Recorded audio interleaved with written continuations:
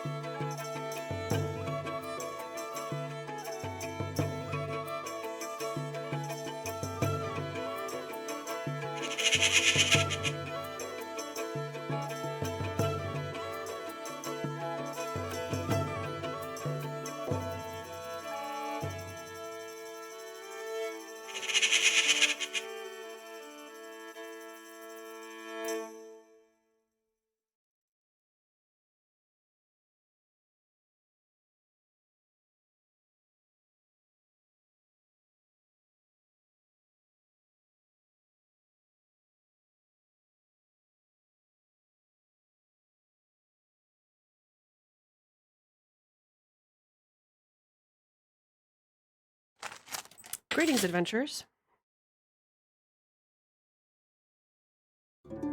Patty. I apologize for being late. I'm feeling a little bit overwhelmed, to be honest with you. Yeah.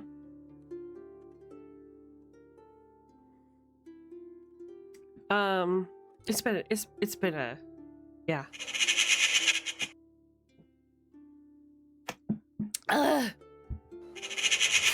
So I didn't know what I wanted to stream today is the problem. I didn't know what I wanted to do. And I thought, because it's so close to my birthday, that I might be doing something with the Gorks. That was not the case. So I had to wake up early and kind of rapidly plan what today's subject would be. And I think we've conquered that. I started a presentation. I haven't been able to finish it. I might be cheeky and during our first pisser or something, I'll finish it so that nobody notices. I don't know. We'll see. But, you know, somebody mentioned, it might have even just been Argus. I'm not really sure. I usually give him the credit for everything because he does it, like, basically everything. Somebody said, because I was talking about doing, no, it was the twins. I was in the twins chat and I was like, oh, I'm gonna do a review of a mech TTRPG Monday, because at that time I had found out that Gorks Night wasn't really happening, so I kind of like thought, oh, I'll do Lancer. We'll do some cool mech stuff. And one of the twins was like, oh, just do D&D. You just do regular D&D too. And I was like, no, wait. You know what? I could. Because funny enough, even though my persona as a VTuber is my D&D character, a lot of people in our community either have zero experience with Dungeons and Dragons or like very little and are intimidated by it. And some of you are experts, and I'm not talking to you, all right? But I thought, you know what? I am the best person to explain it in a simplified way. I am not very good at learning in the traditional way. And I find one of my greatest strengths is simplifying what most people would consider to be complex procedures. So those of you who feel a little intimidated about Dungeons and Dragons or TTRPGs, which is tabletop role-playing games in general, fear not. I'm here to educate you. And it's gonna be fun, and it's gonna be funny.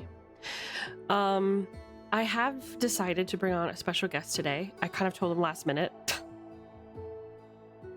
So, sorry, Sparrow.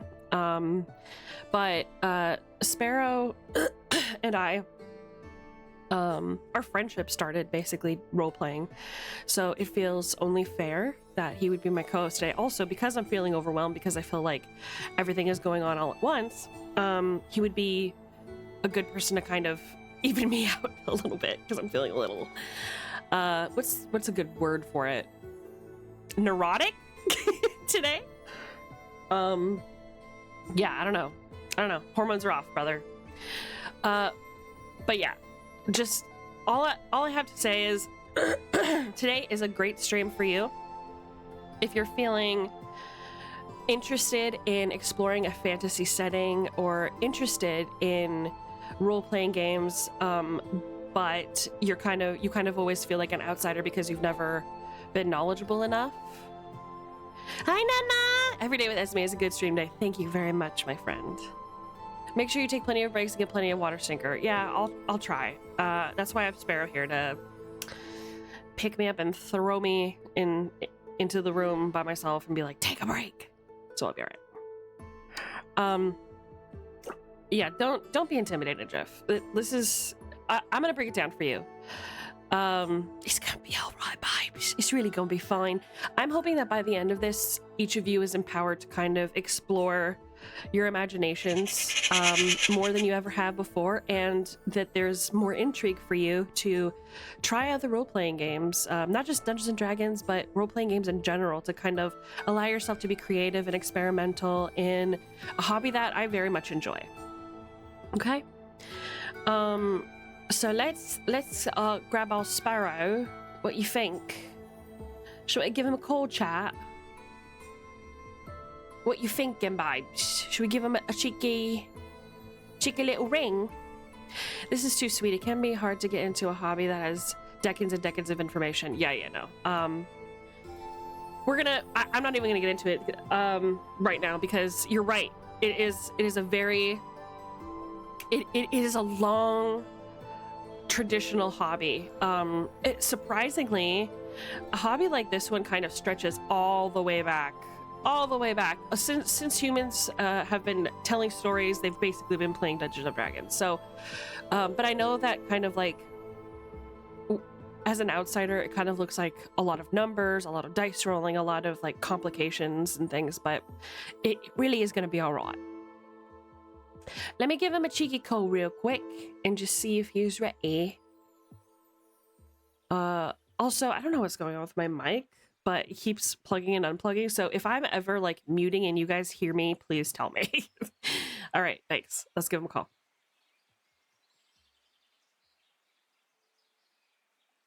Hello?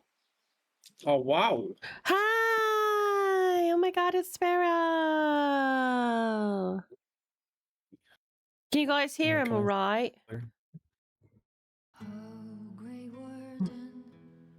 What have you done? It sounds like I'm listening to the stream and it sounds like I'm cutting off in stream. Are you? Bring your mic a little closer, perchance. I did bring it closer. I maybe need to turn... Here, I turned your volume up. Try now. I turned the sensitivity Whoa. of the microphone up. That might help. Try now. Try now. Yeah, hello. It is me, Sparrow. A little bit too loud. I'm gonna turn you down just a bit. Keep going. What to say? Perfect. No, you're good. All right, that's all I needed. Yeah, okay, cool. All right, hi. So for those of you who haven't met Sparrow, can you please introduce yourself? Hello, I'm Sparrow. All right, thanks. No, I'm just kidding. Wow. You know what I'm saying? No, I'm just kidding. Introduce yourself. I am a human male. Okay. All right. Thank you. No, That's everything you I've need been to know, playing. Yeah, that's everything. That's like my entire personality. God, where do we start? Yeah, I mean, topic at hand today, we're talking about RPGs and stuff. I've been playing RPGs for a very long time. I've been witness to this. You have, yes. We have played a lot of RPGs together. We started playing like forum post by post RPGs. Yeah, we talked about that, didn't we? We did, yeah. What was your username again? Okay. What was it? I'm trying to. There's it VODs of that shit. We don't do reruns here. I think it was like Archangel something. Archangel DM or something. Anyway, it's good to meet you, dude. How are you today? How's it going? I'm good. I'm a little bit like yourself. I'm a little bit groggy today, but not that you're groggy. Wow, what are you trying to say? You putting words in my mouth? I'm just kidding. You right though. Yeah, woke up with a headache today. That's gone away, thankfully. The headache is gone. But it's, you know, like post headache, you get kind of just like a numbness. Yeah. So I'm doing okay. Yeah, I played a ton of RPGs. To go back to that point, D&D, Vampire the Masquerade, Lancer, the Rogue Trader. God, it's like I'm trying to think. There's so many. All the different World of Darkness. Also, one of my favorite little obscure RPGs that I played that I always like to bring up, as you know. What was it called? The shark one. Fuck. It's set in the World of Darkness, the same universe as the Vampire the Masquerade. Ratonga or something. Rokia, Rokia, yes. So yeah, like anyone familiar with the World of Darkness setting, that Vampire the Masquerade and Werewolf. Oh, what's it? Is it Werewolf the Apocalypse? Yeah. Is that the subtitle of Werewolf? Yeah. Yes. So you're familiar with a lot of different. Yeah, cool. With a lot of different things. Work. Chat wants you to tell a joke really quick. You want me to tell a joke? Okay. Yeah. What do you call a dog that? No. I got him. No. No. I'll tell you. Since I'm called Dad a lot here in this community, I will tell a dad joke. Okay. Two fish are in a tank, and one says to the other, "How do you drive this thing?" That's a good one. That's it. That's the joke. Yeah. Well done. Okay, before we continue on, we do have a few announcements to get through. I want to say thank you to everybody for how far we've come with the Envirothon so far. We have officially, as of yesterday, gotten 100 bags of trash picked up in our neighborhoods worldwide. So congratulations to all of you. Your mother magpie is so proud. Let's do one more. You know what? No, you guys deserve a round of applause. So that's what I'm gonna give you. Why isn't it working? There we go.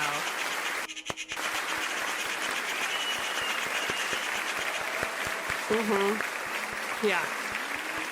You've earned it, chat. You've really earned it for real.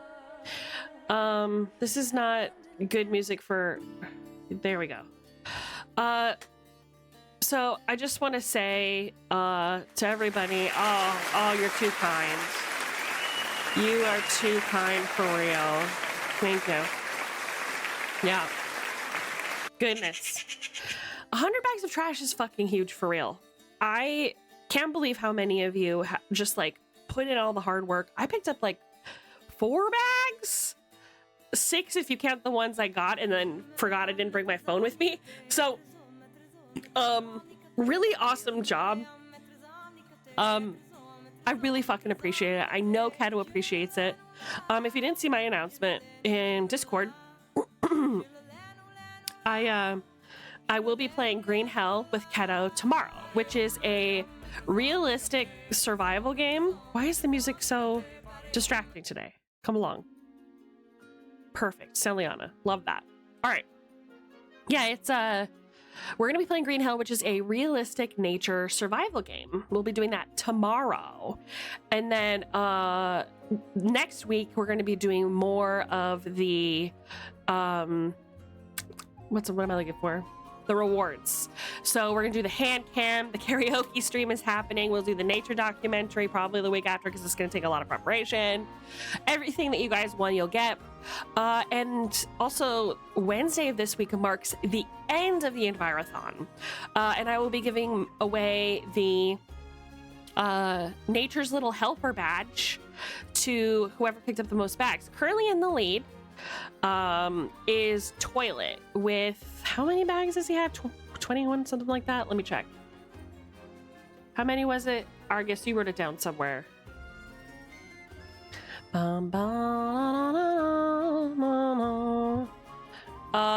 31 bags, and Jiffy in second place at 25. So thank you, boys, for doing a hell of a job cleaning up your neighborhoods and going crazy. I'm pretty sure, as expected, Dealey has third place.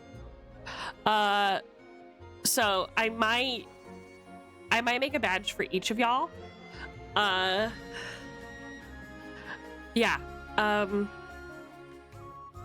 Something that's kind of been spinning around in my head a lot since starting the Envirothon is when I talked to Argus about building my brand and building a community the way that I really wanted to.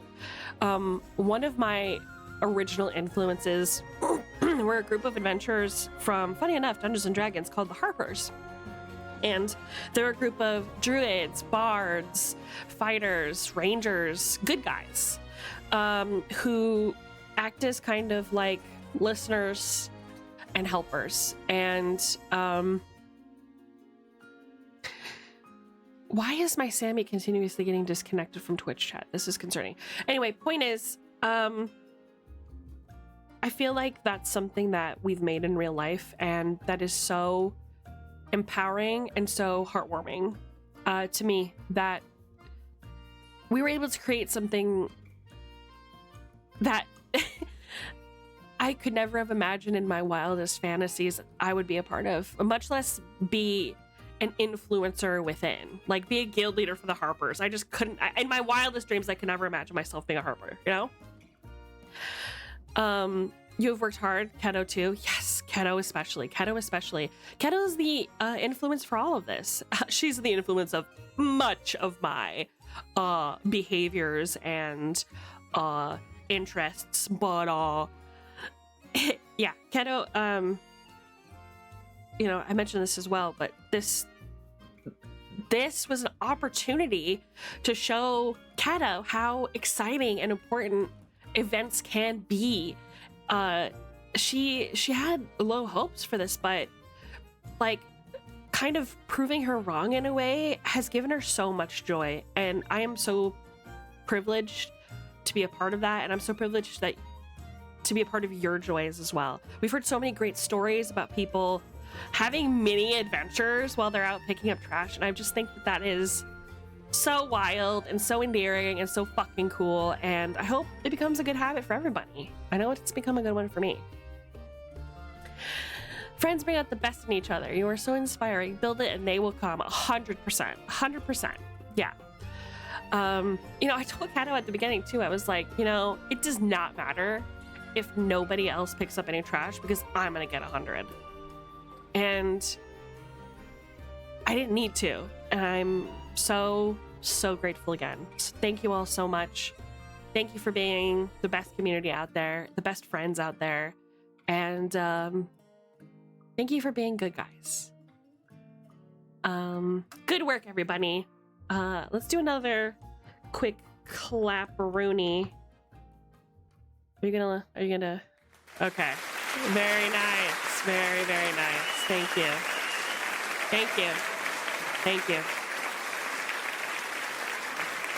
So that's the story with the Envirothon. You guys still have till Wednesday to participate. Just because we've reached the goal does not mean that we have to stop there. If you guys want to keep going, feel free to do that. It will be ending on Wednesday. So, is there another? Yes, there is another announcement. I got an early birthday gift from the Raptor twins, specifically Jazz. Well, actually, I think both of them were involved in this. If you go to your redeems today, you'll notice that we have a couple of new options.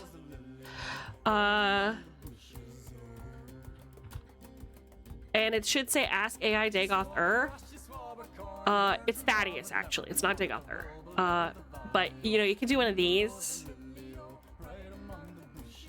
And I think it should do the thing. I'm still working on it, so if this isn't fully functional, I apologize. Wyatt, no. Oh no. Hold on a minute. Why? I'm having a really rough day today, Chad. I'm very stressed. Hold on, let me see. Is there something I need to do? One second. Oh, no, I'm logged in.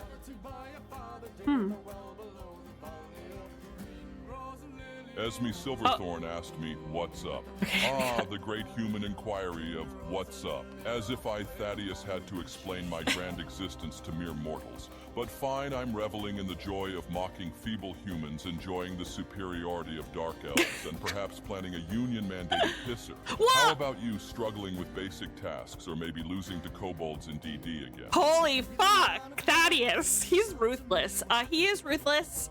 So just beware. Argus Stoneward asked me, how do you feel about the success of the Envirothon? Winchiktia, Silkra, Akunselt. The Envirothon.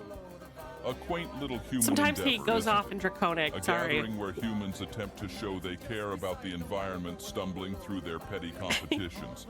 In the grand scheme of things, it's amusing watching humans try to clean up the mess they constantly make. But hey, at least it's a start. Perhaps one day you'll evolve to the grace of a dark elf, but I won't hold my breath. Goodness. Yeah, he's really impartial to dark elves. I don't know why. But yeah, you can talk to him at any time. It looks like he is just a little bit delayed. Sorry about that. Try not to overwhelm our poor magpie later. Yeah, I love that he knows that shit too. Somebody ask him the joke. Jiffy, ask him to tell you a joke about a magical dog to see if he gets it. Do it! Do it! Do it!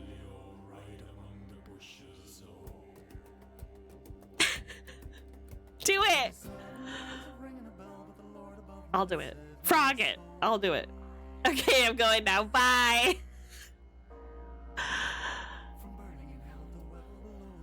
Oh, here we go. Is he gonna do it? I just closed your... Why did I do that? I'm so out of it today. Ah! D-Lee2220 asked me, can you tell me a joke about a dog? Why, of course, what do you call a dog that knows magic? A labracadabrador. The sheer foolishness of human humor never ceases to amaze me. Yeah. So, there you go. Yeah, he's been, you know, as we all know, he's been kind of on my shoulder absorbing knowledge. Actually, you know what? Since I don't have the pet figured out fully yet, I'm done. I'm gonna share. I'm just gonna put his little avatar up, and I hope that it's okay for now. Like I said, I'm still configuring him, but he's been listening. He's been collecting data. He knows a lot of stuff. He also knows stuff about me that's highly personal. So I really do my best not to try him because I'm not trying to catch any smoke. But y'all can if y'all feel lucky. He's very sassy. He's not afraid to really give it to you. So just be careful. You know, he is like unto a god. So just be careful. Hold on a second. Let me find... Where's the picture?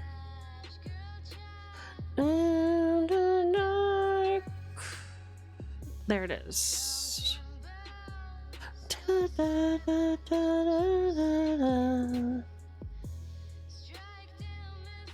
Oh, it's big.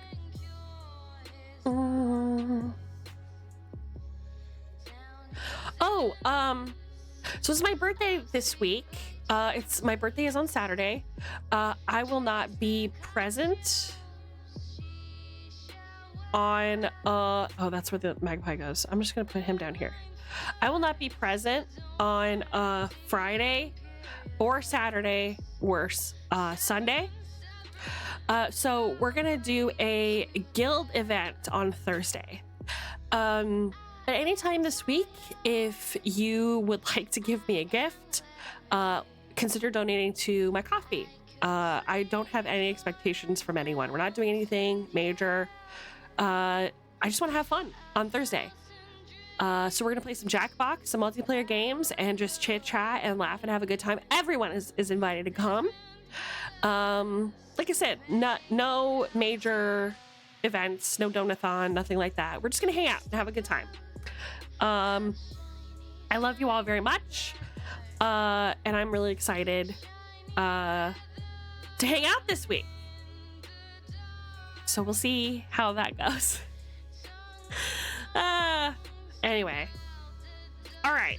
I think now's a good time to get into the meat and potatoes, right, Sparrow? What do you think? Yeah. I don't know why this song Better is on time here. to tuck in. Here we go. All right. Thank you for the head pat, son. Son, thank you. Oh, son. Oh, my son, thank you. Yeah, sorry my silly meter's kind of off today. I genuinely am feeling a little overwhelmed. There's been a lot going on. Today. But we're gonna get into it. I'm really excited. I'm really excited to introduce you guys to D&D. It's gonna be great. It's gonna be fun. Yes. Oh, Piranha got me Monster Hunter Stories, which I will be playing on stream. It's a lore story. It's about it's a story about a Monster Hunter. So I'm into it. I'm gonna play it. It's gonna be great. Have a good look, Pun. But anyway, let's talk about Dungeons and Dragons, shall we? Let me get into position.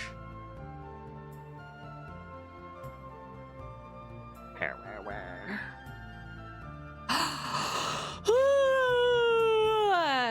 Okay. There we go. Yeah, I feel you there. I'm feeling a bunch myself. Should I have another energy drink, or will that make things worse, chap? What do you think? I would hold off a little bit. Well, Pace what's them out. gonna make me feel better? What's gonna do the trick? I feel like if you have another energy drink, what's gonna happen is you're gonna get really energetic for like 40 minutes, maybe an hour, and then you're gonna crash out hard. I've never crashed in my life. I don't think that's real, actually. If I'm being honest and like considerate of you. I mean, have you told the story on stream about the crash What crash? on a motorbike? No. Okay, that's a different kind of. I'm not gonna go on a motorbike and crash. What the fuck are you talking about? I get on the motorbike. I'm like, oh man, this energy drink really hit me. I gotta get on a motorbike now. And you're like, no, don't. And I'm like, it's gonna be fine. And then I crash. That's what happens if you drink too much energy drinks all in one go. Oh god, he's so big. Okay, I'm just gonna put Thaddeus up. Thank you guys for being so patient. I just feel like I need to be energetic for this topic because I am genuinely, I've been looking forward to talking about this all day. And now's the time. If you are getting another energy drink, I'm gonna have a second coffee. Okay, yeah, do it. So could you grab me? Yeah. Well, I set I'll all bring this you through up. an energy drink. You set that up. Yeah, I'm gonna set this up. All right. Back in a bit, chat. Back in a jiff. I was Am gonna I say back in a right? jiffy, and like caught myself. Got him. Like suddenly the phrase is weird when there's someone in chat called Jiffy. You know? Yeah.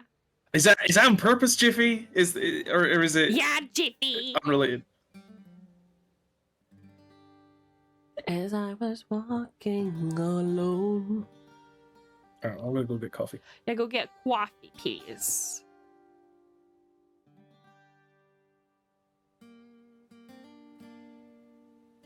Okay, work. So let's talk about it, chat. Let me just make sure this. I'm really sorry for the way that things look. I really did my best with the time that I had. I've been working on this for 5 hours straight, and then I had to make dinner and then immediately stream. So I really hope this is okay. I know it's not professional, but I really did my best. Let's listen to this instead. Actually, you know what?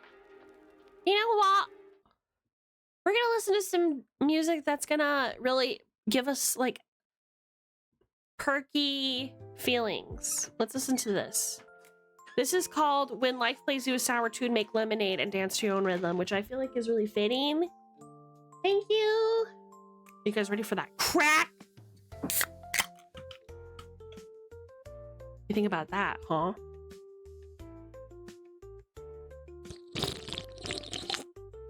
Do you hear that successful? That's how you know I'm stressed. I didn't even worry about it. I gave you guys a free slurper. Oh gosh. I hope this looks okay. I really hope this looks okay for real. Oh, this does not look okay. Okay, 1 second.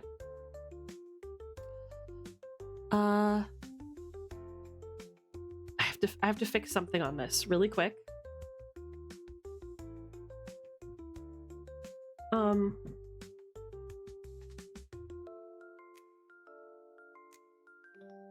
Okay, here we go.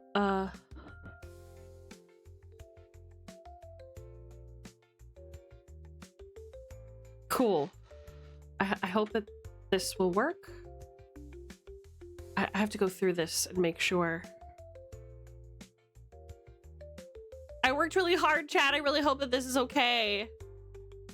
How do I watch it? How do I watch my slideshow? Oh, I did it. I'm just gonna go through really quick. Just make sure it's all good. Okay, that did not function the way I wished. However, okay, so I want this one next. I'm sorry, one second, okay?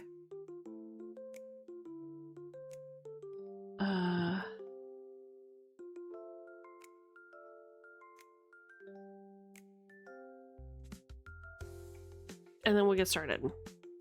But yeah, this music just makes me feel happy. It just makes me feel good. What counts as a reusable bag? Okay, so we would prefer if you use something that can be washed and kept at home. So reusable bags are like hemp or cloth, or like those big plastic like heater bags that people put their groceries in when they're like delivering them, stuff like that. But a lot of people don't have that. And as long as you're being responsible with the type of bag you're using, recycling it, or, you know, not throwing it back in nature, that is absolutely acceptable. It's absolutely acceptable, you know, I mean. That's all we ask. Okay, I think we're ready to go, chat. I think we're ready to go. Sparrow, are you there yet? Oh, I think he's making coffee. That's fine. He just said no. So I'm just gonna get started. But he already knows all this shit, so don't worry. Okay. I'm gonna. This is not the window that I.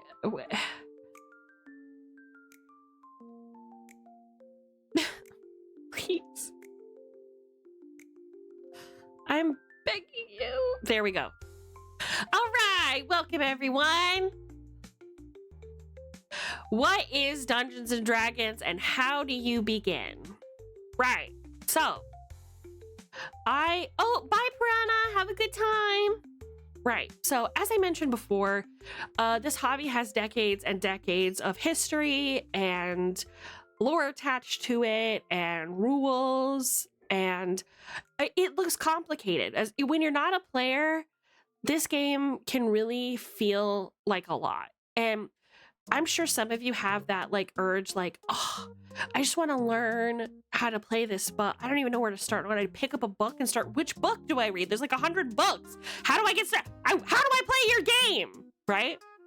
Well, I have great news. Literally anybody who plays Dungeons and Dragons is happy to teach you. And that includes me. It takes about 20 minutes to understand Dungeons and Dragons on a fundamental level. I could give you a really quick example, but I think the best way that I can go about this is to kind of break it down into subsections. And it gets really fun once you just figure out the basic mechanics of the game. Basic overall mechanics. So what is Dungeons and Dragons? All of my friends play D&D, and I find it really intimidating because it seems like a lot. Yeah, it does feel like a lot sometimes, doesn't it, chat? Well, hold on a minute. Let me just resize this so you guys can see my whole screen. Hold on a minute. There. All right. Just like any other hobby, Dungeons & Dragons can be complex, or it can be as simple as you're willing to invest your interest in. You can literally learn in 20 minutes or less as a complete beginner and manage to keep up with anybody at the table, right? It's true. It's absolutely true. Anybody who says Dungeons & Dragons is really complicated and hard, and I've never heard anyone say that in my life, is being a dick and is trying to discourage you from a really fun hobby that everyone should be able to enjoy. I haven't met a single D&D player who is a gatekeeper and wouldn't be interested in just teaching you, right? So, it's really simple. What do I mean by that? Let's talk about the breakdown of what we're going to go over today. We're going to talk about what is Dungeons and Dragons. So, opening the book. Once upon a time, how do I play? Adding character. Who do I play? Setting the table. How do I play well? And role play. The Lore of the Forgotten Realms. And Fiend, which is like the end of the sideshow, obviously. So, we're going to go into everything, okay? It's gonna be fun. Opening the book. Oh my god, Esme Silverthorn! Thank you to Daily for this wonderful sprite art. You're gonna see her crop up a couple of times. She's just your little helper. You know, your little Laura helper to help you get through these tough times learning. We're going to talk about the basics of D&D and just opening the book for the first time. We're specifically going to be discussing 5th edition of Dungeons & Dragons. Why 5th edition? Because Dungeons & Dragons did something really cool. And it made this specific version of D&D extraordinarily simple. They simplified and streamlined absolutely everything so that anybody who understands your language and is capable of playing a game, like a board game, can take part. Okay? Oh yeah, this is gonna be the only time I use it. You're gonna see her come up again. I promise. Hee. Thank you again, Daily, very much. I'm very honored that you have made this for me. I really appreciate it. But yeah, that's why we're talking about 5th edition. Now, if you want to get really deep into the hobby, you can start getting into the other editions. 4th edition is a lot more complicated. 3.5 is a lot more complicated. 3rd edition is complicated. 2nd edition is not complicated, but it's hard. And 1st edition is probably the hardest and most complicated of all of them. Well, actually, is 2nd edition complicated? I don't remember. Nobody really plays anything except 5th edition nowadays. And what I mean by nowadays is in the last 20 years. Whenever somebody's talking about Dungeons and Dragons, they're talking about 5th edition. Assume that they're talking about 5th edition. Okay? The reason why is because if they're not talking about 5th edition, they will just say that. 5th edition is so popular and so commonplace in discussions about D&D that people now have to like backtrack or specify if they're not talking about it, right? Alternatively, 3.5 is sometimes played, but they're very similar. Yes, 3.5 is really fun as well. And we can talk a little bit about the drama surrounding 3.5 and Pathfinder later. But yeah, it's a lot more rare because a lot of 3.5ers just end up playing Pathfinder. But anyway, we're gonna get into brass tacks here. Let's start talking about the basics so that we don't get too in the forest for the trees, right? So what is Dungeons and Dragons, or also called D&D or DND? Well, it's playing pretend with a group of your friends using a character you created, basically.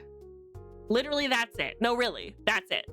It's a little bit more complex than that, but it's totally what is at the heart of a TTRPG. And a TTRPG is just called a tabletop role-playing game, okay? So when we're talking about you want to play Dungeons and Dragons, all that means is somebody is asking if you want to play pretend with them, if you want to be cool, fun fantasy heroes together in a story that you guys write together. The heart of it is writing a good story where everybody creates and controls a character in that story. That's it. That's it. So I want you guys, whenever we're talking about Dungeons and Dragons today, I want you guys to remember to keep this at a baseline at all times. There is no winning in Dungeons and Dragons. It is not a game like checkers or chess where you are trying to outmaneuver the people at the table. You're not trying to outsmart anyone. You're not trying to work against anyone. You're working together to tell a good story. Okay? You guys are friends and companions, usually. There are some games that will have you guys start as enemies or evil people, but those are usually reserved for a lot more experienced dungeon masters and groups. If anybody says, oh, you're a beginner, you should totally join this campaign and it's about all of us as supervillains and we all try to assassinate each other secretly, don't join that fucking game and ignore that guy, block that guy. Because as a beginner, you should not be getting into games invested in this. Your first Dungeons and Dragons campaigns should be about learning the fundamentals, and unfortunately, and I'm sorry to say this, it's about being a good guy. When you look at the Wizards of the Coast rulebook and handbook when it comes to their brand for Dungeons and Dragons, this is something that they tell their writers, that they hire to write modules for them, monsters for them, everything. They say it's about creating troubling encounters but everything is about hope, being a light in the world. So that concept has enveloped the entire series, no matter how far back you go. It's all about giving hope back to the world. Yeah, no, you should be cooperating, not going against anyone else. Yes. Exactly. I accidentally stole my benefactor's casting focus and sold it for 8K. Yeah, well, we're going to get into behavior at the table later, but what Jiffy just said is what we consider bad behavior. You don't do that at a table, because it's just not fun for anybody except the person who's doing that. So, let's talk more about it. The point of any D&D game is to tell a good story with your fellow adventurers or companions. A narrator, what we call a dungeon master or a DM, will describe the events or consequences of your actions, and you react in character to those events. Okay? It's about your story, but it's also our story. When you're playing, I don't know why I kept this picture here.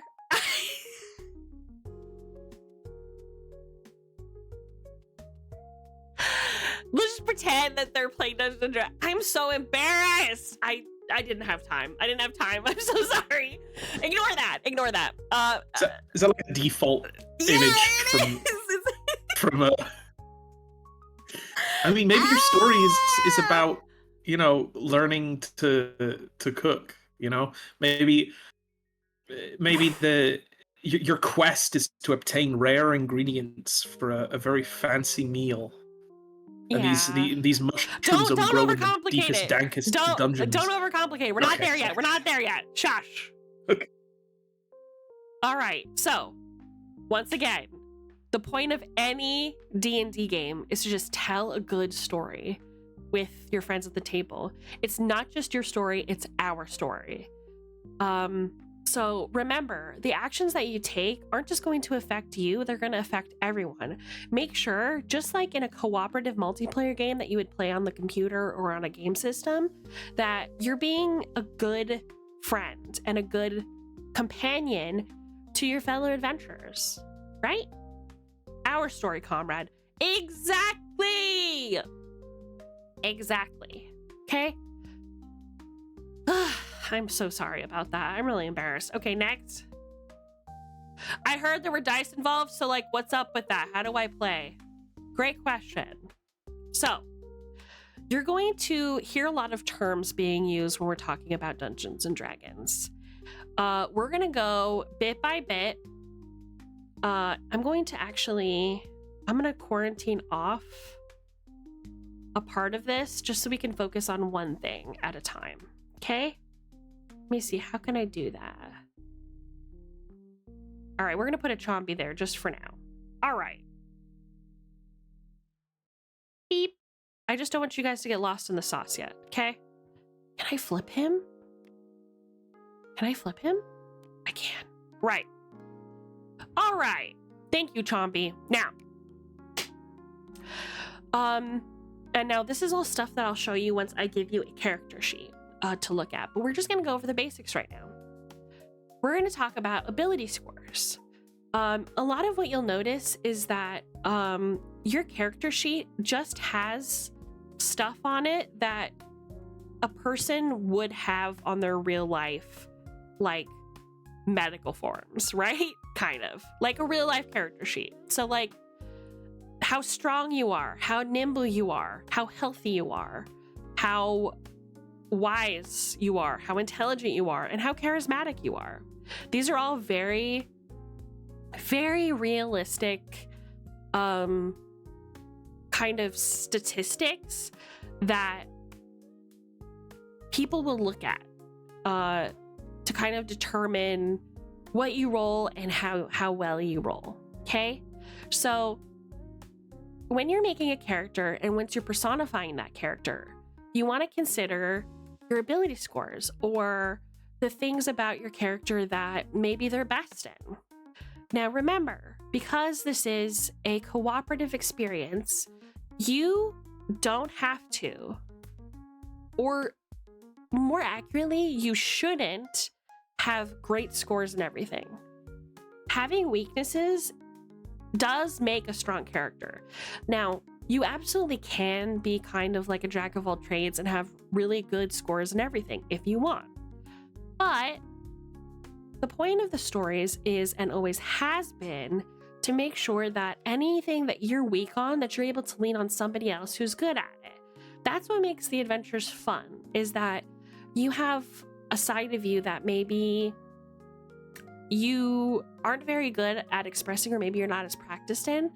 It's like, you know how a strong man may not be as like intelligent as somebody who is going to Harvard, right? Those are two very different people, but they have different strengths and different weaknesses. And that's what these ability scores is trying to personify. Okay? So with your strength, we're talking about raw physical force. How well you push and pull and carry. And that's pretty much all it covers. It's like athleticism, right? Dexterity is about your nimbleness and your speed. So it's how fast you are, how quick your reflexes are.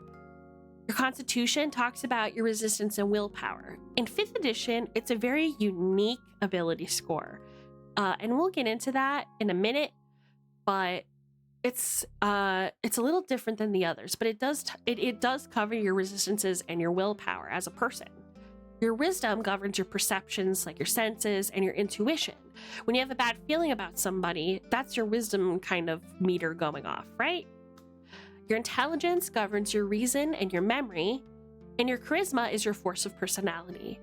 I've color-coded all of these so that it's easier to follow as we discuss the different skills and attributes that you will encounter as playing your character, okay? All right, next. We're going to talk about your skills. There is, but before you move on, there is one nice stipulation that I learned. Yeah. Between wisdom and intelligence, because it's wisdom and intelligence are both, your brain power, and it's difficult, understandably, to determine, well, what's the difference? What's the difference between being wise and being intelligent? Surely, if you're smart, if you're playing a smart character, wouldn't you have both? Well, what was explained to me is that you think of wisdom like, actually, it's better to start with intelligence. You think of intelligence as like your book smarts, Mm-hmm. how educated you are, how well read you are, whereas wisdom is more like street smarts, like your world knowledge smarts, you know? Yeah, I think breaking it down even more, intelligence is, like you said, book learning, and wisdom is about your inner or sensory related things. So, like your perceptions, so your perception checks that deal with like hearing and sight and taste and touch. And also things like survival, which is an instinct that all intelligent races possess. It's not something necessarily that you learn, but it kind of is. But it's a very instinctual thing. How to survive. You know that you need to eat. You know that you need shelter, right? So even somebody who isn't very wise will kind of instinctively know that they need shelter when it's raining, you know? Yeah, there's a phrase I just remembered that perfectly describes it. Intelligence is knowing that the tomato is a fruit. Wisdom is knowing not to put a tomato in a fruit salad. And charisma is selling it as salsa. Yes. Yeah. I love that. Yeah. It's fun to think about things. For my ex-husband, I would have high strength. Oh, for my ex-husband would have high strength, low dex, and I'm vice versa.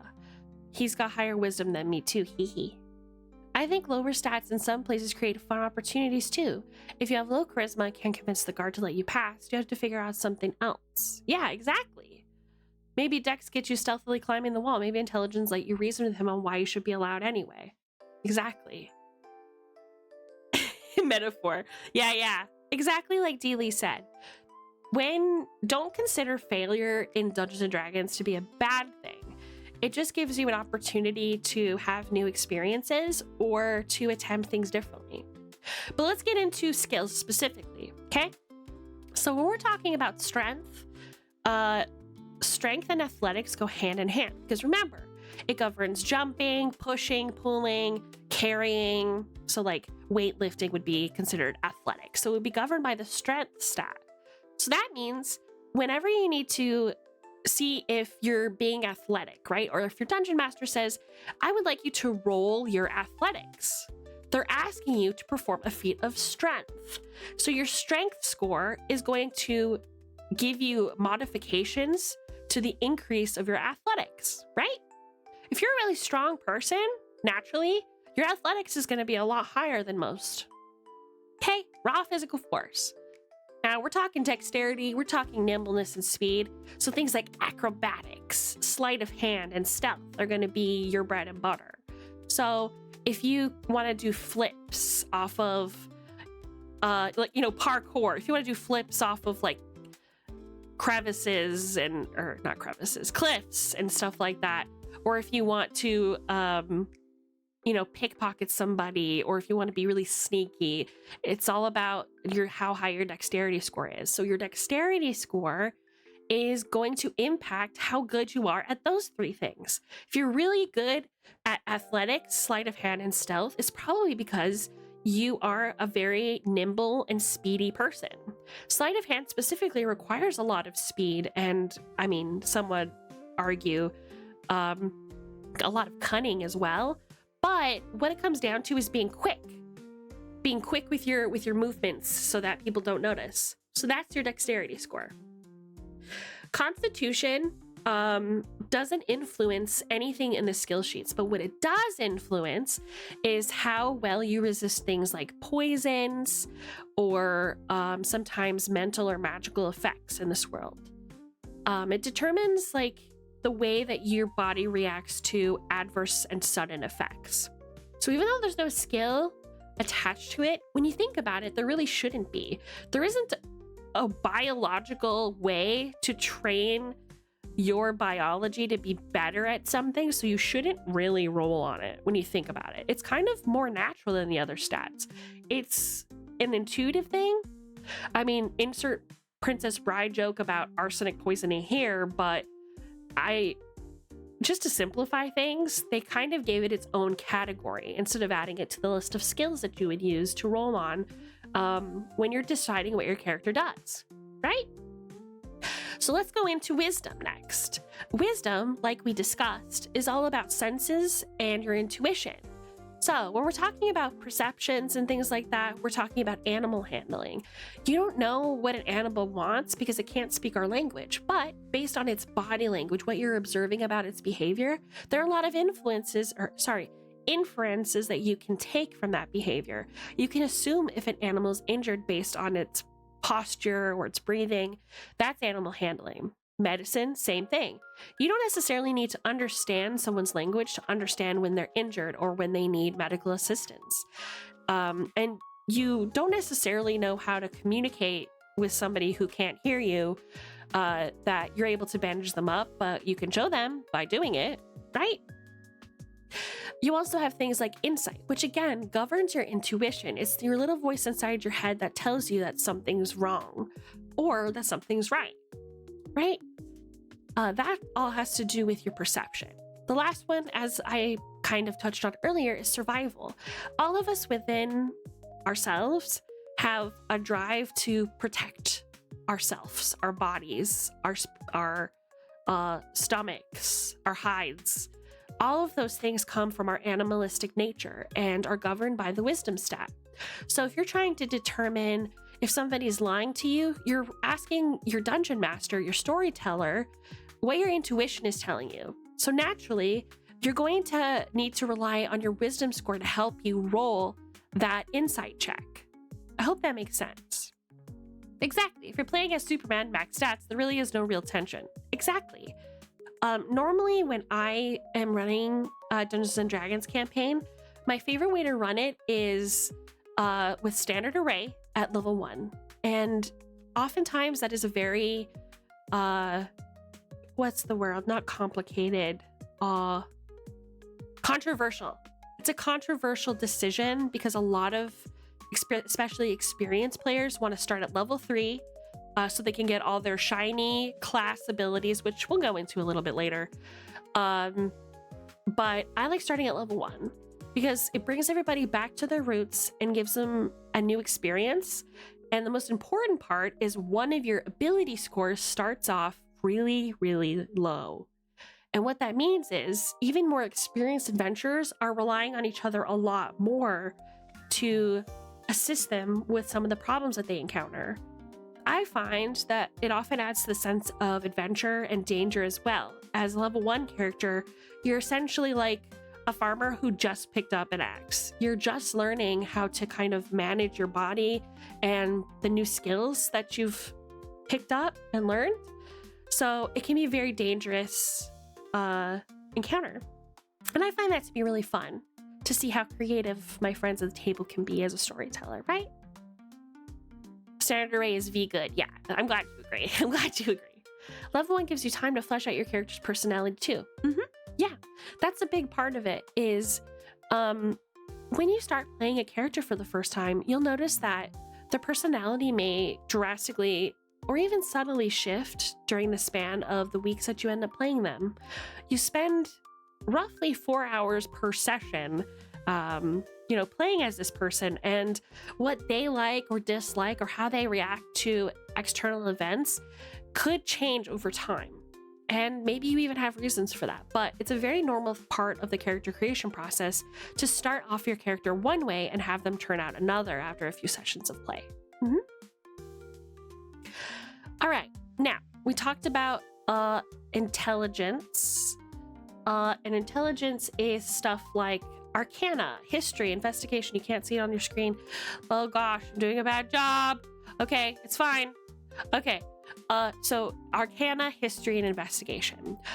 Wizards, for example, have really high intelligence scores, and it makes sense because they know a lot more about the arcane or Arcana. They know a lot more about history. They are more investigative because you need to have high investigation to do research.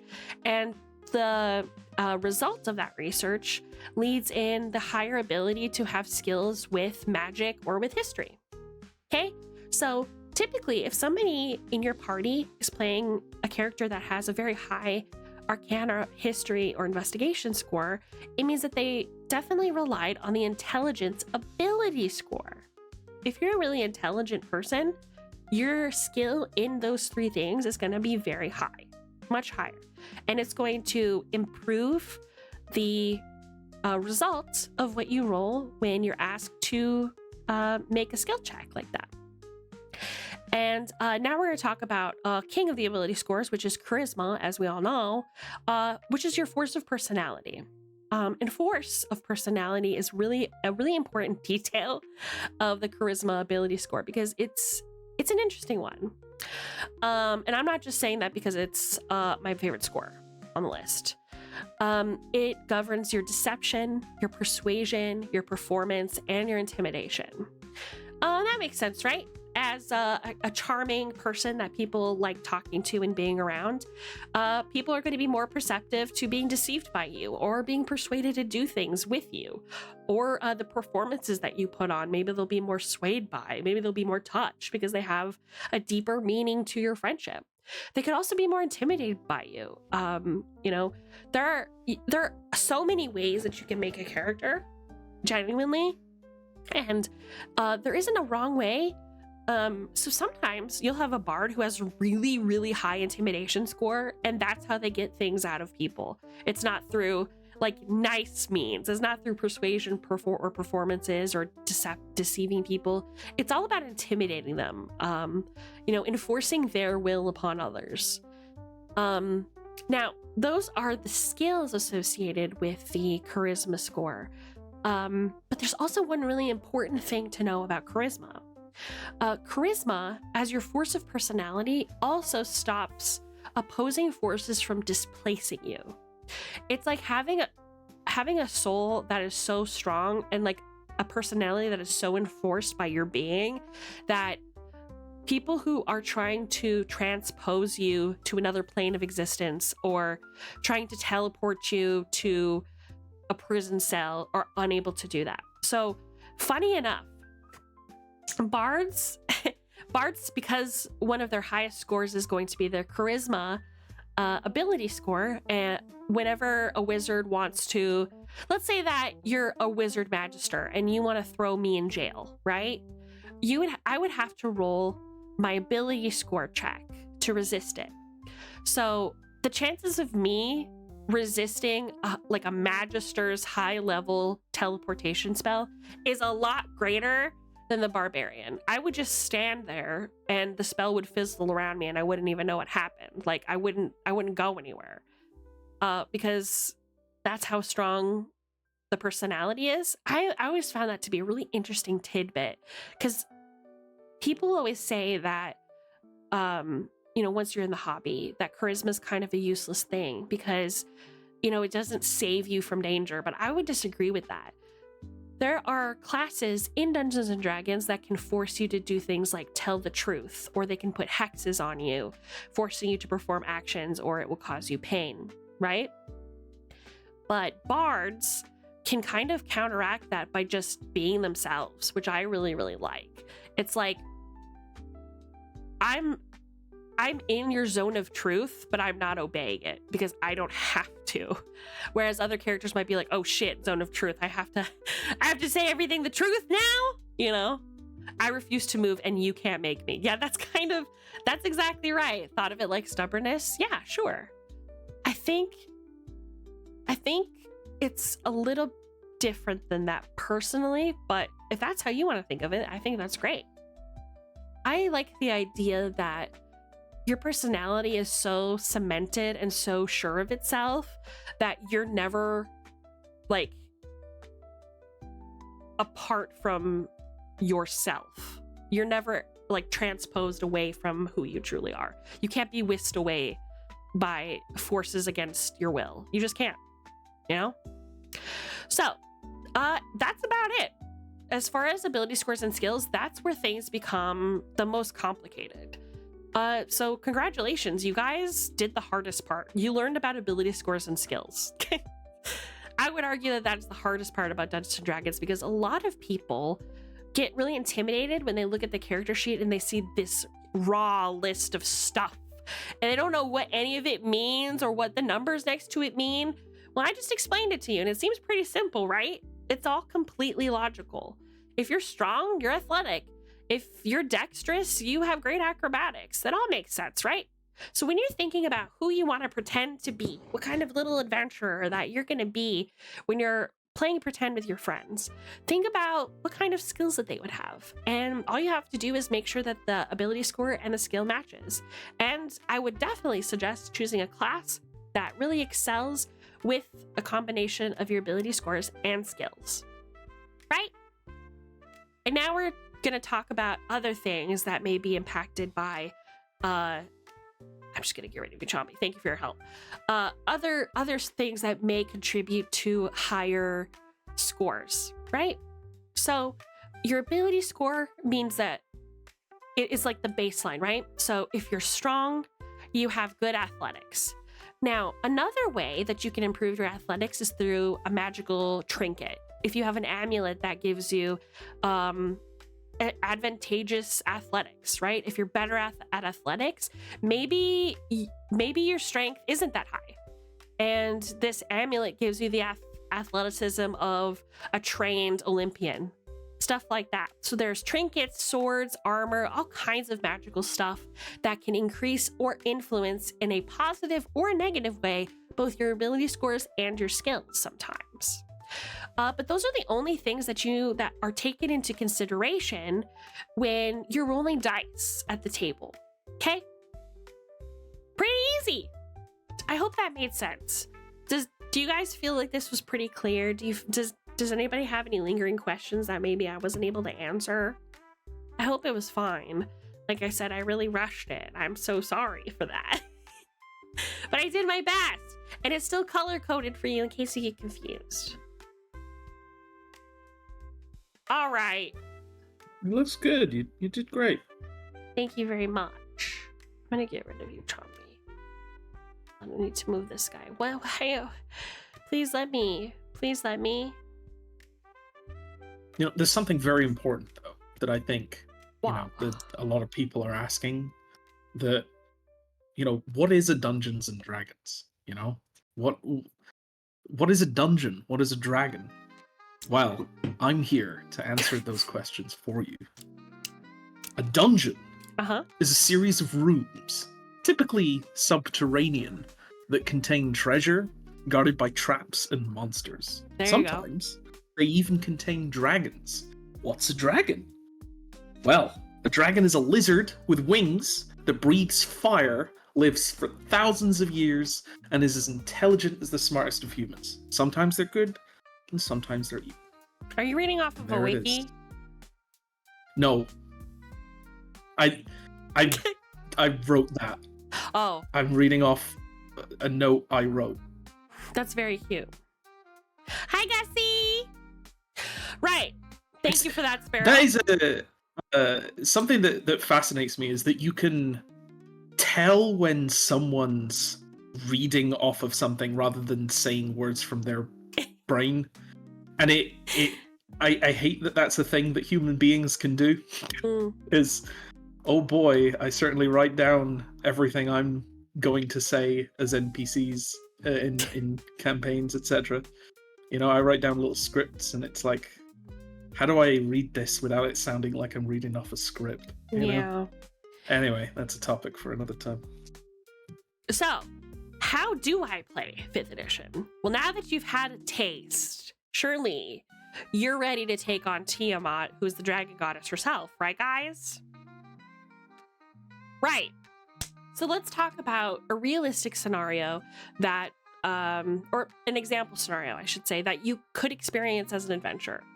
The Dungeon Master, remember, that person's a storyteller, describes a cave with interesting drawings on the walls that was once occupied by beasts of unknown nature. You need to get to the end of the cave. What do you do? Right? So you can choose your second step is you can choose what your character does next. So do you want to examine the drawings? Notice that that's purple. So we would probably use our intelligence to compare the drawings or the language to something that we might have seen before. So that would be investigation, right? Which is an intelligence check. Okay? We could try to find out what animals once lived there and perhaps how they navigated the cave naturally. You could also search for light source. Both of those things are orange. which is our wisdom score or our survival skill. So that's what we would use to roll those. You can do all of those things. There are no wrong answers to handle the way forward. Okay? So you have a couple of things that you can do to get through this cave. And again, there's no wrong way to explore it or get to the end of the cave. What happens next is your DM or your dungeon master, your storyteller, will ask you to roll your dice to determine the outcome of that action. This is always either your ability score or a related skill. That's it. It's really easy. So to examine the art, you would roll an investigation skill. If you want to search for the animal tracks, you would roll survival. The DM, your storyteller, ultimately decides how difficult it is, how difficult it is and what skill you roll. But they can sometimes be convinced if you're cunning to roll something else. For example, if you want to do a investigation check, but maybe your investigation for some reason isn't that high, right? And you're like, actually, I would like to use nature. Your DM might go, okay, can I think of a way so that my player, as a storyteller, could use nature instead of investigation to check this wall? So it's your storyteller who determines how you roll, but your scores and your dice ultimately determine how well you do that thing. Okay? Finally, the last step, the dice for skills, ability checks, and combat is always a d20 and only a d20. Okay? So if you're worried about all the dice that you have to roll and like all the math that you have to do, literally it's just one d20 that determines all of the skills that you want to roll on, or that your storyteller will ask you to roll on, all of your ability checks, and even when you're attacking a creature, your accuracy of that hit will always be determined by just one dice, the d20. That's why a lot of D&D fans often sport a pin with a d20, because it is the most important dice in any D&D game, or just Dungeons and Dragons in general. They even call this system a d20 system, because in other TTRPGs, they will use other dice to roll statistics or the outcome of events. Dungeons and Dragons is what they call a d20 system, because the d20 is the most important dice for this type of storytelling. So let's say you roll your d20 for your investigation skill. You roll a 10. A 10 is an exactly average, like a middle of the road roll. Okay. So you roll a 10. Is that your total roll? No, it's not. You rolled a 10. However, there is a score next to the skill investigation that is what we call a modifier. That modifier determines what your total roll is. So if your investigation is really high, you might have a +5 to investigation. So now your 10 becomes a 15, right? That's it. So all of these numbers that you're afraid of adding up, all it is one d20 and a number next to the skill that you want to roll. That's it. That's all the math that's required. That's it. So remember, it is playing pretend with a group of your friends and rolling one dice and adding a couple of numbers that are right there on your sheet for you. Okay? So that is your total number. You rolled a 15, right? The dungeon master, again, your storyteller, will compare that to how difficult they think the task is that you're trying to do, and tells you if you succeed or if you fail. Remember, your dungeon master isn't working against you. They are not your enemy. They are there to make sure that you and everybody else at the table is having a good time. They're the host of this party. They don't want to kill your character. They don't want to see you suffer most of the time. Suffering can add to some drama, but you know what I mean. The point is, they're never going to ask you to roll something that is so incredibly difficult every time, because that wouldn't be fun for anyone, right? they will tell you if based on what you rolled, it was good enough to do well or not. But they're never going to say, oh, you standing up requires you to roll a 20 on this dice. That's crazy. And if you ever try the hobby and you have a dungeon master that every time you roll, like, even if you roll like 16 plus on every roll and they say you fail, just step away from that table and then you give me their name and address so that I can fucking roll up. Okay? I've played D&D repeatedly and I'm still learning so much and thinking about this in new ways. That's wonderful, Dewey! It's like 10 is average, but if you're really good at and bad at a skill, your average is better or worse than the average. Yeah, sure. I didn't completely understand that. I'm sorry, my brain is goop. You are all telling a story together. It's just that one person happens to control more characters in the world, but at the end of the day, you all have the same goal of telling a story. Exactly. Think about it like this. Your storyteller, or your DM in this case, usually will start a campaign wanting to tell a specific type of story. So essentially, what somebody has done is decided to let you into a world or a story that might be really personal and very important to them. It wouldn't normally be in somebody's best interests to ask a group of your friends to sit down at a table with you for 4 hours a day. You know, everybody's getting really connected to the story and these characters and not want you to have a good time. You are the host of this party as the dungeon master. It's a big responsibility because we're also responsible for not just the players' happiness, but the happiness of their characters. So consider that when you're worried about how the dungeon master is ruling things. And at the end of the day, if you truly feel like you're being mistreated, even if it's your first game, don't be shy. Speak up. Communication is really important. Even if you just talk to your fellow players about where you're having trouble, DMs always find it really important to touch base with their players and make sure that they are telling the type of story that everybody's going to be connected with, right? Sometimes skills also aren't relevant. The dice can work against you. Poor Argus missing 4 hits. Exactly. Argus has like a plus 20 in hammer, and every time he tries to hit something, he misses. It sucks.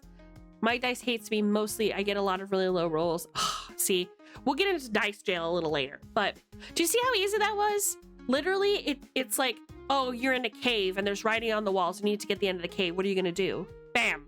I go look for a light source. Great. You're gonna roll a 1 dice. Okay, I rolled a 10. Okay. Are you really good at survival? Yes. Excellent. You're really good at survival. That means that you have a plus 5 to the score. So you actually rolled a 15, which means that you did really, really good. So you get what you were looking for. You get your light source and you're able to find your way out of the cave. Bam. Easy peasy. See how easy that is? This is what I mean by anybody who has a fundamental understanding of how games work or a desire to learn how games work. And anybody who understands your language is able to play like that. It is just that easy, okay? I lick the cave walls. I lick the walls to taste for aerated soil. You are not welcome at my table. Thanks. No, I'm just kidding. You get a lot of players who are like that, who will dance around the plot or potentially just want to dunk on you as the DM. I would say be very careful about this. Some DMs are trying to tell a story that's very personal, like I said, and really have in mind who they want to be involved in that. So dunking on a DM is fun, but just, read the room, The more oxygenated the walls, the closer to an exit, probably. Okay, whatever. Something about rolls that I'd like to add that's more focused at the DM than the players. Mm-hmm. But failing a roll doesn't necessarily have to mean that you fail to do what you wanted to do. Can you elaborate on that while I take a bite of my food? Sure thing. So let's say, for example, you are fumbling around in the dark for a torch. And the DM asks you to roll whatever skill you want to roll, right? they ask, they're like, oh, roll. Sometimes the DM keep the required number hidden behind the screen for story and tension purposes, but sometimes the DM can be like, okay, you need to roll higher than a 12. So let's say, just for the sake of this example, you know that you need to roll higher than a 12. So you roll your dice. It's a 4 on the dice. You add your ability modifiers, you add your stats and stuff, and that still only takes it up to an 8. You know, it's not a 12. You fail. Does that mean that you don't find the torch? You can't see it at all, and you're just, the GM says, no, you don't find it, and that's the end of that. Yes, sometimes, sure, as a GM, you can say, no, you don't, and then move on. But as a GM, you should always be avoiding putting just brick walls in front of your players. And it's like, sometimes you should be yes and rather than no. And if you mean no, if they but? fail, or no but, or yes but, there's different ways to do it. For example, you could say that even though they failed the roll, they still get what they want. However, it comes at a price, or it comes with some kind of some kind of downside. For example, maybe they're stumbling around the dark looking for a torch, and because they failed the roll, they do find the torch. But what they don't see with their low perception is that in grabbing the torch, they have stepped on a pressure plate for a trap, or they've stumbled into mud, or they find the torch, but they don't notice that there is glowing eyes behind them that is now the mouth of some monster coming down from the roof. You can fail forward. Yeah, failing and forward. I think that's important. That's kind of like DM's category. So you, as a new player, you don't have to worry about that, but it's just something to consider. A good dungeon master should say no but and yes and more than anything, right? They never want you to feel like you're out of options, and they never want you to feel too comfortable with how well you've done either, because that's what makes it fun. You don't find a torch, but you see some glowing lichen in the distance. There might be something in that direction. Exactly. So now that we've talked about an overview of what you'll roll, now this is just miscellaneous rolls that will also call for you to use different type of dice other than the D20. They are far less common than the D20. So, but here are some examples of other things you may need to roll. A saving throw.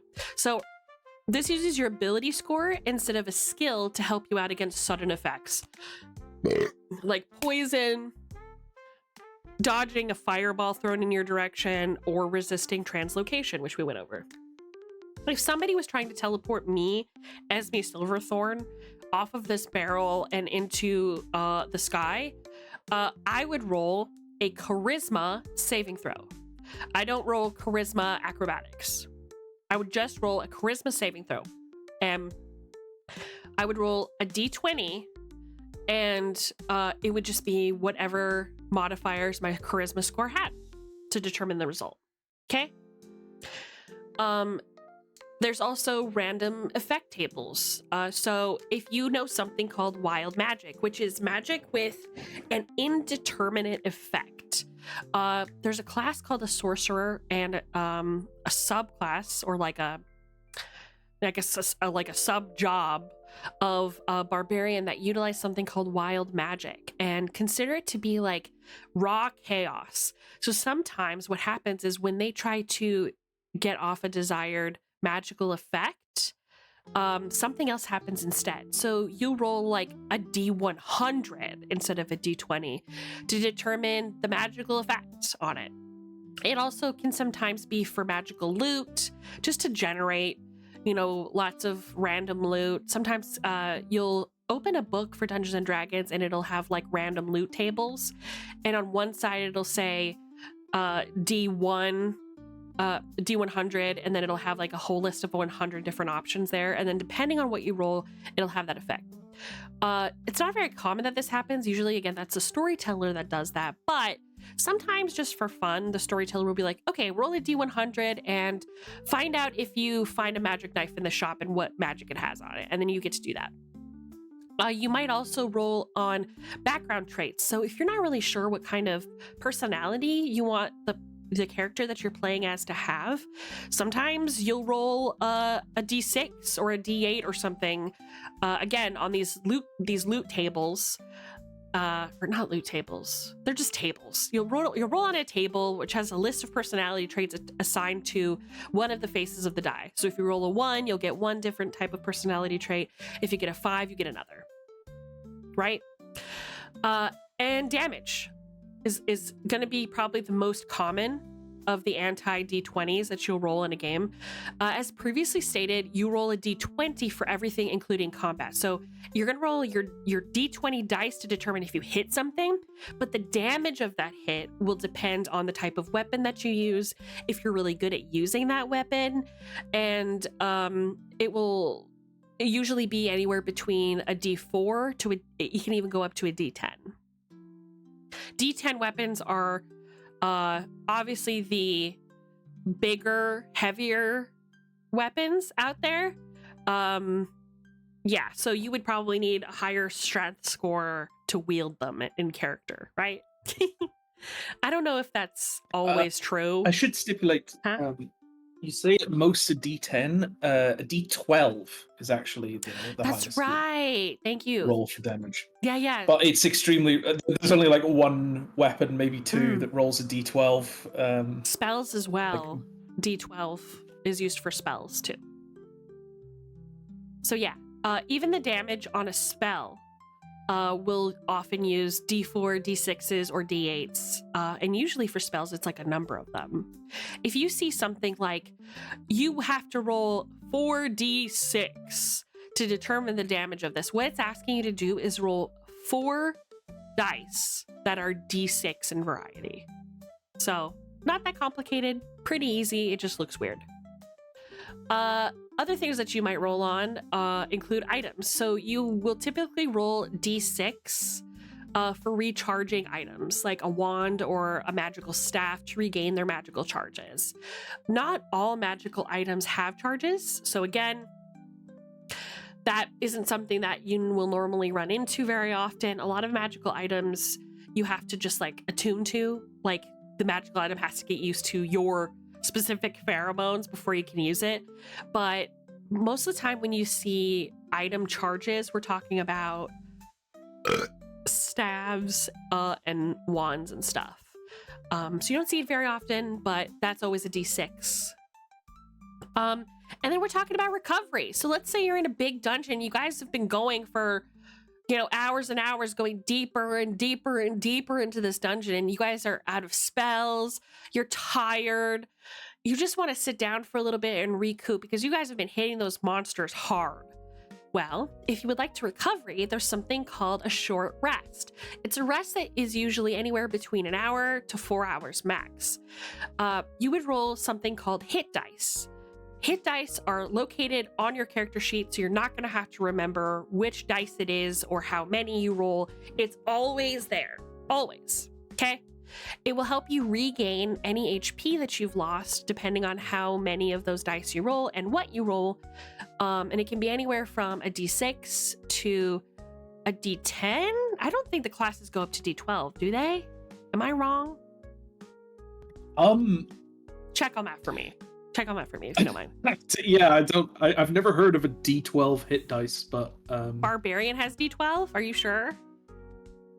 Barbie gets D12? You're positive? That makes sense. It does make sense, but I want to make sure.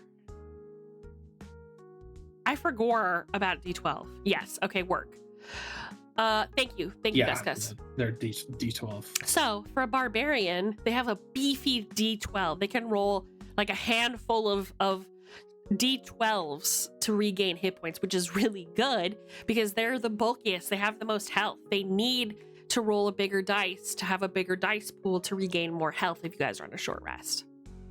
And the last one that I could think of is kind of like a miscellaneous thing that you'll roll for is called initiative. That determines the combat order. So how do things happen? In what order do things happen? In which, like, what characters will act within what they call a round, which is the time it takes for the first character to act to the last character to act. Okay? So when somebody says, okay, we're in round 1, they're talking about that entire span of time where the first character on the battle acts to the last character acts in the battle. Okay? And that's it. That's it as far as like extra stuff. This that I'm showing you now is we're going to be getting into examples of what combat looks like. I broke it down into 8 steps. I don't know what happened to number 9. Oh wait, I do know what happened to number 9. You'll see it in a minute. You'll see it in a second. I know exactly what happened to number 9. Never mind. I'm really smart. Okay. So let's say you're in combat. There's no option. You have to fight this guy, right? So you're going to choose your action in combat.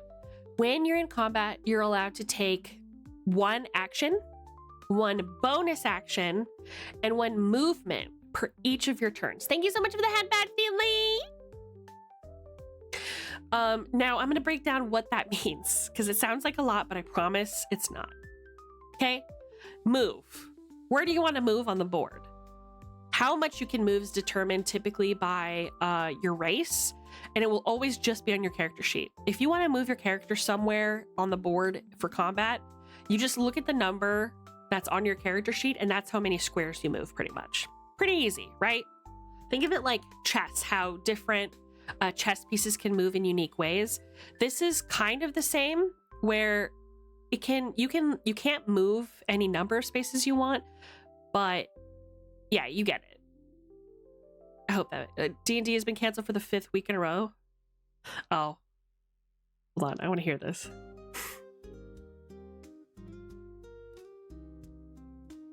We'll wait for him. He's taking his good old time. So what's an action? When you're in combat, DD has been canceled for the 5th week in a row. He's sleepy. Yeah, he's really late about picking up those phone calls. So you're in combat, you moved. You know how much you're trying to move for? How many spaces you can move? Because it's right there under character sheets, determined by your race. Okay? So you've moved. Done. That's one of the 3 things that you can do checked off your list. Great. You're 1/3 done already. The second thing is an action. So you can, on your action, you can either attack, dodge, disengage, dash, help, you can hide, you can influence, you can cast magic, you can ready something, which means you can like prepare, you can like hold off on your action until somebody does something specific and then it'll automatically go off. You can search, study, or utilize. So a lot of these aren't very commonly used. Most of the time when we're talking actions, we're talking about helping, we're talking about attacking, we're talking about magic. Those are the ones that are most commonly used. Attacking is pretty self-explanatory. Dashing means you sacrifice being able to attack or any of the other things in the action list to get more movement speed. So if you really need to get to a location, you can sacrifice being able to attack to move further. Disengage is an interesting one. A lot of people favor the offensive in combat scenarios. However, hi Mochibot! A lot of situations and classes benefit from the disengage action. What disengage does is it basically is you saying, I am no longer going to attack this person, I just want to get away. And your character cannot, your character cannot take damage from just trying to walk away from an active scenario. They actively they sacrifice their ability to attack or do damage to their foe by completely disengaging from them. And it allows you to kind of distance yourself from a real threat. So if you are a wizard and you don't have a lot of combat finesse and there's a giant barbarian standing in your way, instead of using your magic, your little fireball to like blast him, because he'll probably survive that, you might want to just use disengage and get as far away from him as possible. In Dungeons and Dragons, all characters have something called attack of opportunity. What that means is every time you are engaged with somebody in combat and you try to walk away, not disengage, but you just try to move away from their reach, they get a free reaction to attack you for free. So a way to avoid that is to disengage. You sacrifice your attack to do that, but you're also sacrificing their potential attack on you trying to escape a very dangerous scenario. So it can be very advantageous to disengage. You have dodge, which I feel like is self-explanatory. You're sacrificing your ability to attack or cast spells in order to give yourself advantage on avoiding dangerous effects. You have the help action, which I mentioned was a pretty common one. Now, what the help action does is something that's actually pretty useful. The help action allows you to assist a nearby adventurer in their task. When you give them the assistance or help action, what that means is you are giving them advantage to their roll, which means that when they roll, let's say, sleight of hand to grab the magic orb from the villain's hands, you give them the ability to roll twice, not just once, to determine the result, and they take the better of those two rolls. So, and it also helps pick people off the ground as well. So like, if you have somebody who's down and unconscious because they took too many hits, let's say that wizard decided to cast Firebolt instead of running away, and you are a bard. You would walk up to them and sacrifice your action, use the help action to kind of bring them back up and stabilize them. Okay? Again, it can be very advantageous. Hide, pretty self-explanatory. You sacrifice your attack to try to dissolve into shadows. Influence. This is one that I don't see really at all. Influence. It means that you can basically, in active combat, and you can sacrifice your action to try and influence the characters around you, or the NPCs, the non-player characters or monsters around you, to do something, right? Give a stirring speech to the villain to make him back down, but you sacrifice your attack to do that. You can use magic, again, very self-explanatory. You can ready an action. Readying an action is just like I touched on a little earlier. It's basically saying, I want to attack this guy, but I only want to do that after he's stepped through the doorway so that I get a nice clean shot. You can do that. Basically, you're sacrificing your action right now to wait for him to take his turn in the initiative.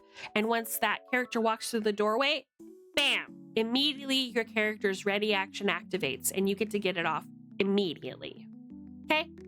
There's also search. If the entire party is busy fighting off a giant Cthulhu monster in an ancient underwater ruins, you can use your search ability to look for the key to the anti-trap, which drains all the water that's slowly filling up in the anti-chamber. You know, you can use you sacrifice your ability to fight this Cthulhu monster to do that. Study. Let's say you're in that same place, and instead of fighting the Cthulhu monster or searching for the key, you find a bunch of ancient books or ancient writings on the walls that you're trying to study. You can do that. Utilize. Utilize typically means using an item. So you can basically use 2 items in a round. Usually you can use an item as a bonus action, depending on what it is. It can be like a potion or whatever.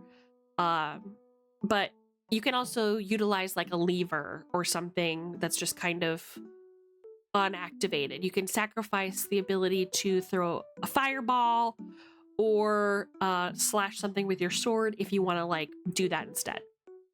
Okay. So there, we're 2 out of 3 done. It's not as complicated as all that. And long and short of it is, if you're confused about what actions you can take, just talk to your DM. Say, here's what I'm thinking my character would like to do. And your DM will say, okay, so the first thing that you want to do is move. Here's how you would do that, and here's the number of squares that you would go right here on your character sheet. And you're like, okay, I want to do this other thing. The next thing that you would do is the DM will say, okay, so you're going to use the disengage move. And here's what that does for you. So don't feel like you have to memorize all of this right now. This is all just kind of like the options that it gives you when you're in active combat, when you're rolling initiative. I haven't seen some of these actions. Are they from older D&D editions, or did I miss them in 5e? They are from the 2014 Player's Manual. Yeah, from what I understand. They're from 5th edition. But anyway, yeah. They're just really not used that often. Normally what will happen is, and at least in my experience, Argus, is you'll be like, I really want to pull this lever, and your DM will be like, okay, that's going to take your entire turn, or that'll be your entire action. And you're like, okay, I still want to do it. That's still the utilize action. They just don't call it that. Whereas somebody as a character might say, I want to take the help action and help, Ophelius get up on the horse, for example. So yeah, don't feel like you have to memorize all of these. It's honestly just a matter of confirming within yourself what your character that you've made is going to do, and then talking to your storyteller about doing that, and they will help you and guide you to the right things that you want to roll. Okay, sick. I usually DM it as, yeah, you can use your action to light that candle, you weirdo. Yeah. What a waste of a turn. Okay. Now, various class features, spells, and other abilities let you take an additional action on your turn called the bonus action. Otherwise, you don't have one. So, 2 out of the 3 are just move, and how do you want to handle your most important action in this combat. But the last thing is a bonus action. It's usually something very small. There are classes like the rogue who has tricky and cunning abilities that they can do 2 hits per turn because they have a special ability for their class that allows them to do that. You don't have to take a bonus action. So when you really think about it, combat is really 2 parts: move and act. That's it. Sometimes you'll have a bonus action, but not all the time. If you don't have any spells, you probably won't have a bonus action. So it's just a 1-2. It's very simple. Yep, react. React is something a little different though. It's not something that you can opt to do unless you're readying your action. So a reaction, what Argus is talking about, a reaction is something that your body just kind of involuntarily reacts to. What it means is, if somebody is throwing a fireball, you can be like, oh shit, and try to dodge out of the way, right? There's just a reaction. It's not something you were intending to do, but it's happening because of a result of something. So as a reaction, sometimes you can take an attack of opportunity against somebody moving against you. You didn't expect them to move away while you're engaging, in a one-on-one duel with them. But the fact that they've done that, it makes them vulnerable. Think about it this way. When somebody is actively in a fencing duel with you, right? Moving instead of disengaging while in the middle of that duel, what it is you're literally turning your back to your enemy and walking away from them. Okay? Whereas disengaging is flicking your sword towards theirs to flick their weapon up and kind of leaping back, but still defensive and facing towards them so that you're not vulnerable. That's the difference between the two. That's why it's an important move to disengage when you're in active combat. Because a reaction, like an attack of opportunity, is something that you will get on somebody who tries to walk away when you are actively engaging them. Actively engaging them means you're usually within 5, or depending on the length of your weapon, 10 feet of the person that you're actively engaging with. And that determines if you're able to kind of get hit on them if they go, ah, shit, and they try to run away instead of disengaging on you. So something to keep in mind, adventurers. If somebody just turns their back to you and, you have disdain for this person, or you're fighting this person, for blood, just get an attack of opportunity. Don't miss your chance to get that extra hit in. Okay? Now, attacks. In order to determine if you actually hit your enemy, you will roll a d20. Just like I mentioned before, everything is a d20. So you are going, let's say you've chosen the attack action, okay? You want to hit your enemy. You'll roll your d20, okay? You take the result of that roll and add it to any proficiency bonus that your character has with the weapon. So let's say your character is that fencer, right? You have a proficiency, which means you're proficient. You're very good with a rapier. It's basically like an extension of your arm. That means when you use rapier in combat with an enemy, your damage is going to be a lot higher because it's like an extension of you. It's a part of you.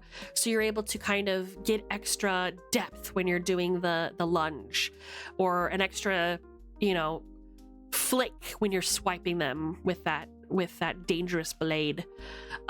So that will determine the dice that you roll and how high the damage actually is. So let's say you roll your dice and you hit your enemy. You would roll your damage. So let's say it's the rapier again. It's going to be I want to say a rapier is a d6. There's no way it's a d8, right? It's a rapier a d8. I don't think so. Let's say it's a d6 just for fun, just for louds. Okay, so your rapier, your rapier it's a d8. Oh, it is a martial weapon. I always forget that. I forgot. Rapier's d8, yes. Thank you, everybody. See, I've been playing it for years, and I haven't even memorized all of the weapons and their damage. So don't feel bad if you aren't memorizing this. It's okay. Somebody will always be there to remind you. It's a D8, I'm fairly sure. Not. Hey, welcome, Bray. Thank you for the first time chat. Thank you. Welcome. Can we get a hearty howdy for our new adventure in chat, please?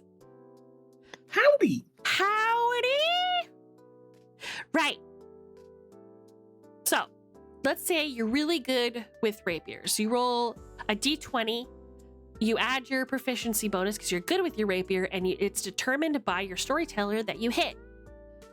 The damage that you roll will take the specific weapon's damage. So you'll roll a d8 and you'll add your strength or your dex modifier to the roll to determine its damage.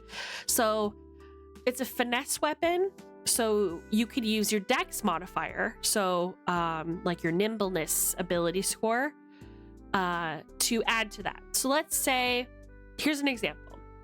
The rapier. Oh, it says right here on the screen d8. I could have just read it. I'm so dumb. All right, so this is often what you'll see in Dungeons and Dragons books that are listing different items or weapons or whatever. This is the example of the rapier. So it's a melee weapon. It's martial. It does a 1d8 in damage. It's of the piercing type.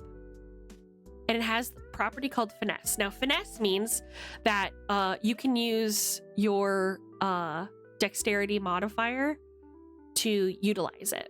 So you roll 1d8 plus whatever modifier you have as a dexterous character to the damage of this. Pretty cool, huh? Now we're gonna talk about spells, okay? Spells.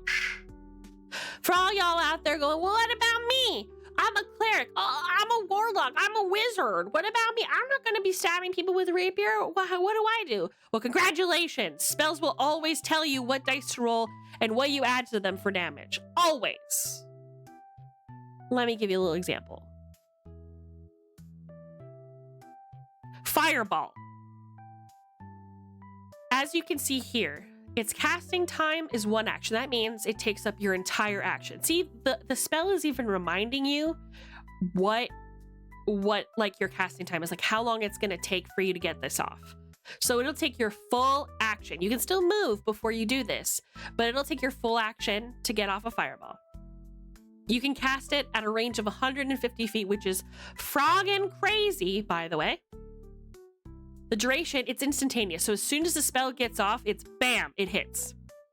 And then it kind of gives you flowery speech for what it is. A bright streak flashes from your pointing finger to a point you choose within range, and then blossoms with a low roar into an explosion of flame. Each creature within a 20-foot radius, this is stuff for the DM to think about. People who are casting Fireball don't typically think about this 20-foot radius at all. On the point that must make a dexterity throw. So if you're within a 20-foot radius sphere of somebody using a fireball, like let's say you're casting this on a group of kobolds, those kobolds must make something called a dexterity saving throw. And we went over that earlier, didn't we? It's a meme at this point. Yes, that's correct. It's a meme at this point. We'll get into that in a second. Anyway, so those kobolds all must make dexterity saving throws. Now, all of them will take damage, okay? How much damage, you might be wondering? A target takes 8d6 fire damage on a failed save. So if they are not dexterous enough, if they all fail their dexterity saving throws, they take all of this damage. Or they can take half if they manage to get out of the way. The backdraft of that fireball is so intense that despite the fact that this is a huge amount of damage, they don't just get out scot clear. They get, or what is it called? What is it called? Scotch free. They still get skinned by a lot of damage. The fire spreads around corners. It ignites flammable objects in the area that aren't being worn or carried. So what does this mean? 8d6 fire damage. What dice do I roll? What does 8d6 mean? Well, see this 8? That's the number of dice that you're gonna roll. So far, so good? See this other number, 6? That's the type of dice you roll. So in this case, when you're casting Fireball as your action, you're going to roll 8 of the d6 variety of dice to determine damage. See, now are we getting it? See, it's pretty easy, right? And all spells look like this. So you're never going to be in a situation where you have a list of your spells in front of you and you have no idea how much damage it does. You don't have to memorize it, okay? All of us are nerds. Nobody has the memory capacity to know how much damage a fireball is going to do by heart, unless you're Argus and you don't care about any other spell except fireball. So you're just going to throw this down and just go, well, good luck, everyone. He probably memorized 8d6, but the rest of us, you know, we don't know. We don't remember. But that's okay. You're not required to. This type of description that you're looking at right here is on pretty much everything that you will look at for Dungeons and Dragons. Okay?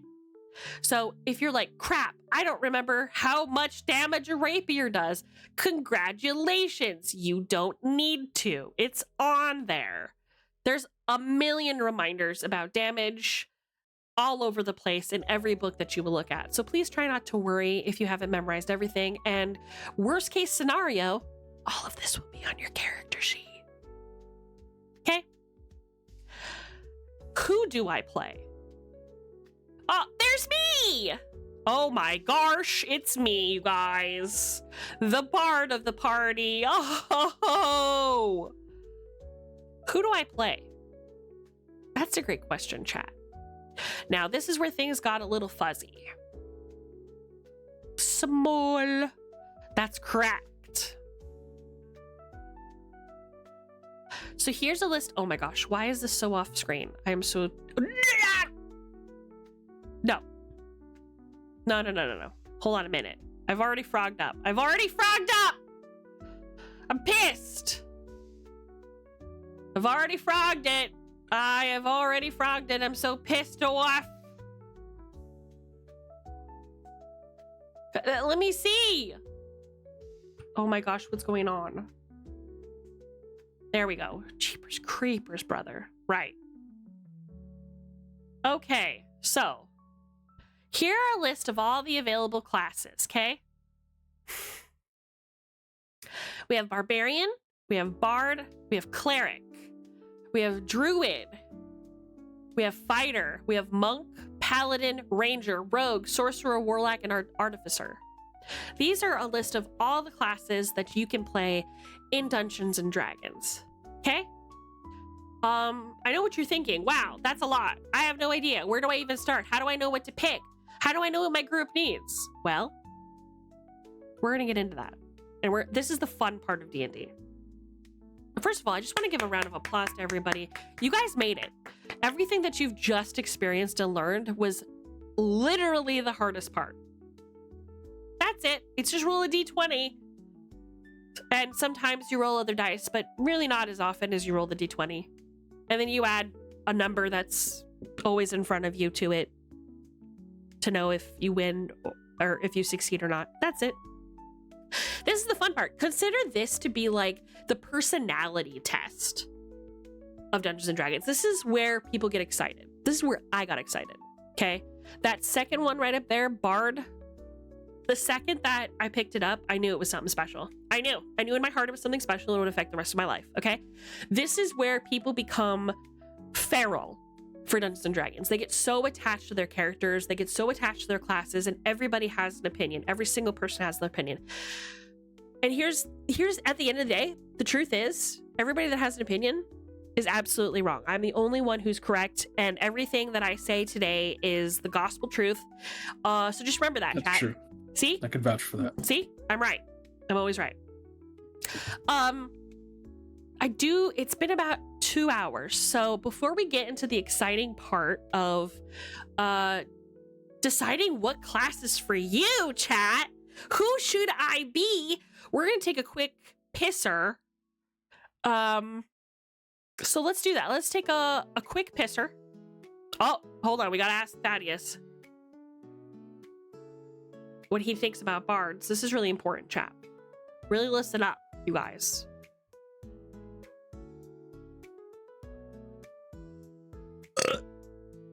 Or maybe not. Maybe he's just not feeling it. See, he's such a chaotic little guy. Sometimes he doesn't really feel like answering. Your screen is missing a class. I don't see wizard. Oh my god, you're right. See, I wasn't even ready.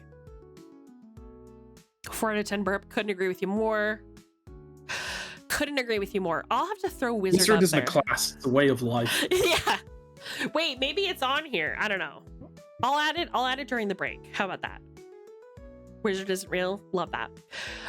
Okay. Well, apparently Thaddeus doesn't want to frog and talk to you. All right. Let's just get over it already. Argus Stonewood asked me, why are bards the best class in D&D? Ah, bards. The jack of all trades of D&D, aren't Correct. they? They're like the humans of professions trying their hand at everything but mastering nothing. You Yet know- somehow they've managed to charm their way into the hearts of many adventurers Yeah, with their many. charisma and versatile skills. That's me. Perhaps it's because they distract foes with their songs while the real heroes You do the know- work. It's amusing watching humans fumble with creativity. Okay, I think that's enough. I think he's cranky because he needs a break. All right, let's give it 10 minutes and we'll all come back here. He takes breaths. I know, right? So charming and lovable. All right, see you guys in 10 minutes. I love ya. I'll see you in 10 minutes. Be right back.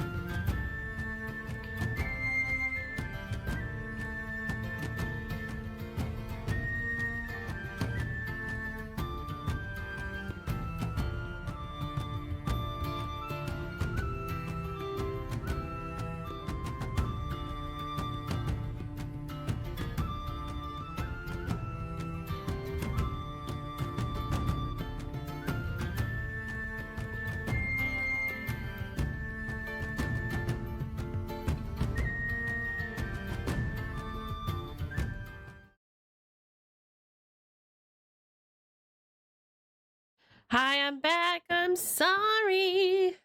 I'm sorry. I just had to had to make some changes. Had to make some changes to the what you call it? To the slideshow. Just a couple of adjustments. Yeah, wizards, they were always there. That's crazy that you didn't see that before. Anyway, welcome, ladies and gentlemen. Welcome, ladies and gentlemen, to the funnest and easiest part of Dungeons & Dragons. Who do I play? Well, I'm glad you asked. I happen to have a lot of opinions about this. In fact, every single person alive does. Now, I just want to start with the disclaimer, okay? Yeah, they were just invisible. Exactly. That's why they have the same font as everyone else. It makes sense. Now, we want to start at the disclaimer. All of these are my opinion and my feelings. You don't have to play like this if you don't want to. A lot of people just kind of ignore this and just pick what they want to pick, regardless of attributes of these classes, etc. I'm going to introduce these raw classes exactly how they were introduced to me, so that you kind of have a vibe for them.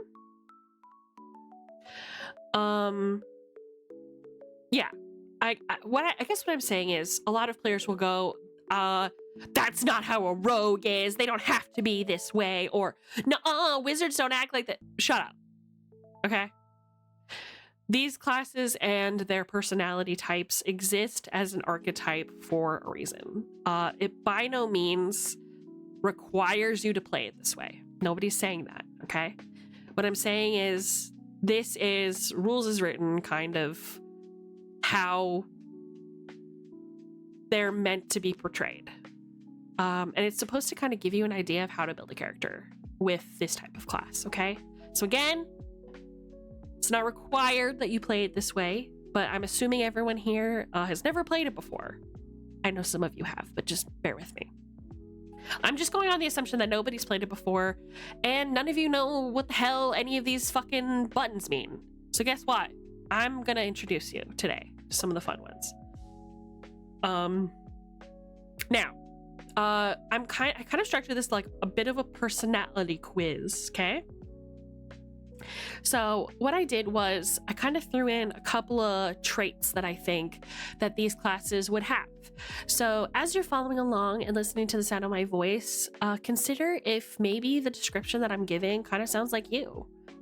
And if it does, I think it's time to roll up a character sheet, don't you?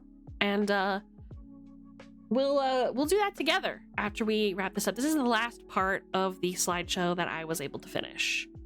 So again, I apologize we didn't get through all the parts, but we're going to put it into practicality. I'm just going to pull up a character sheet with Sparrow. We're going to talk about Dungeons & Dragons some.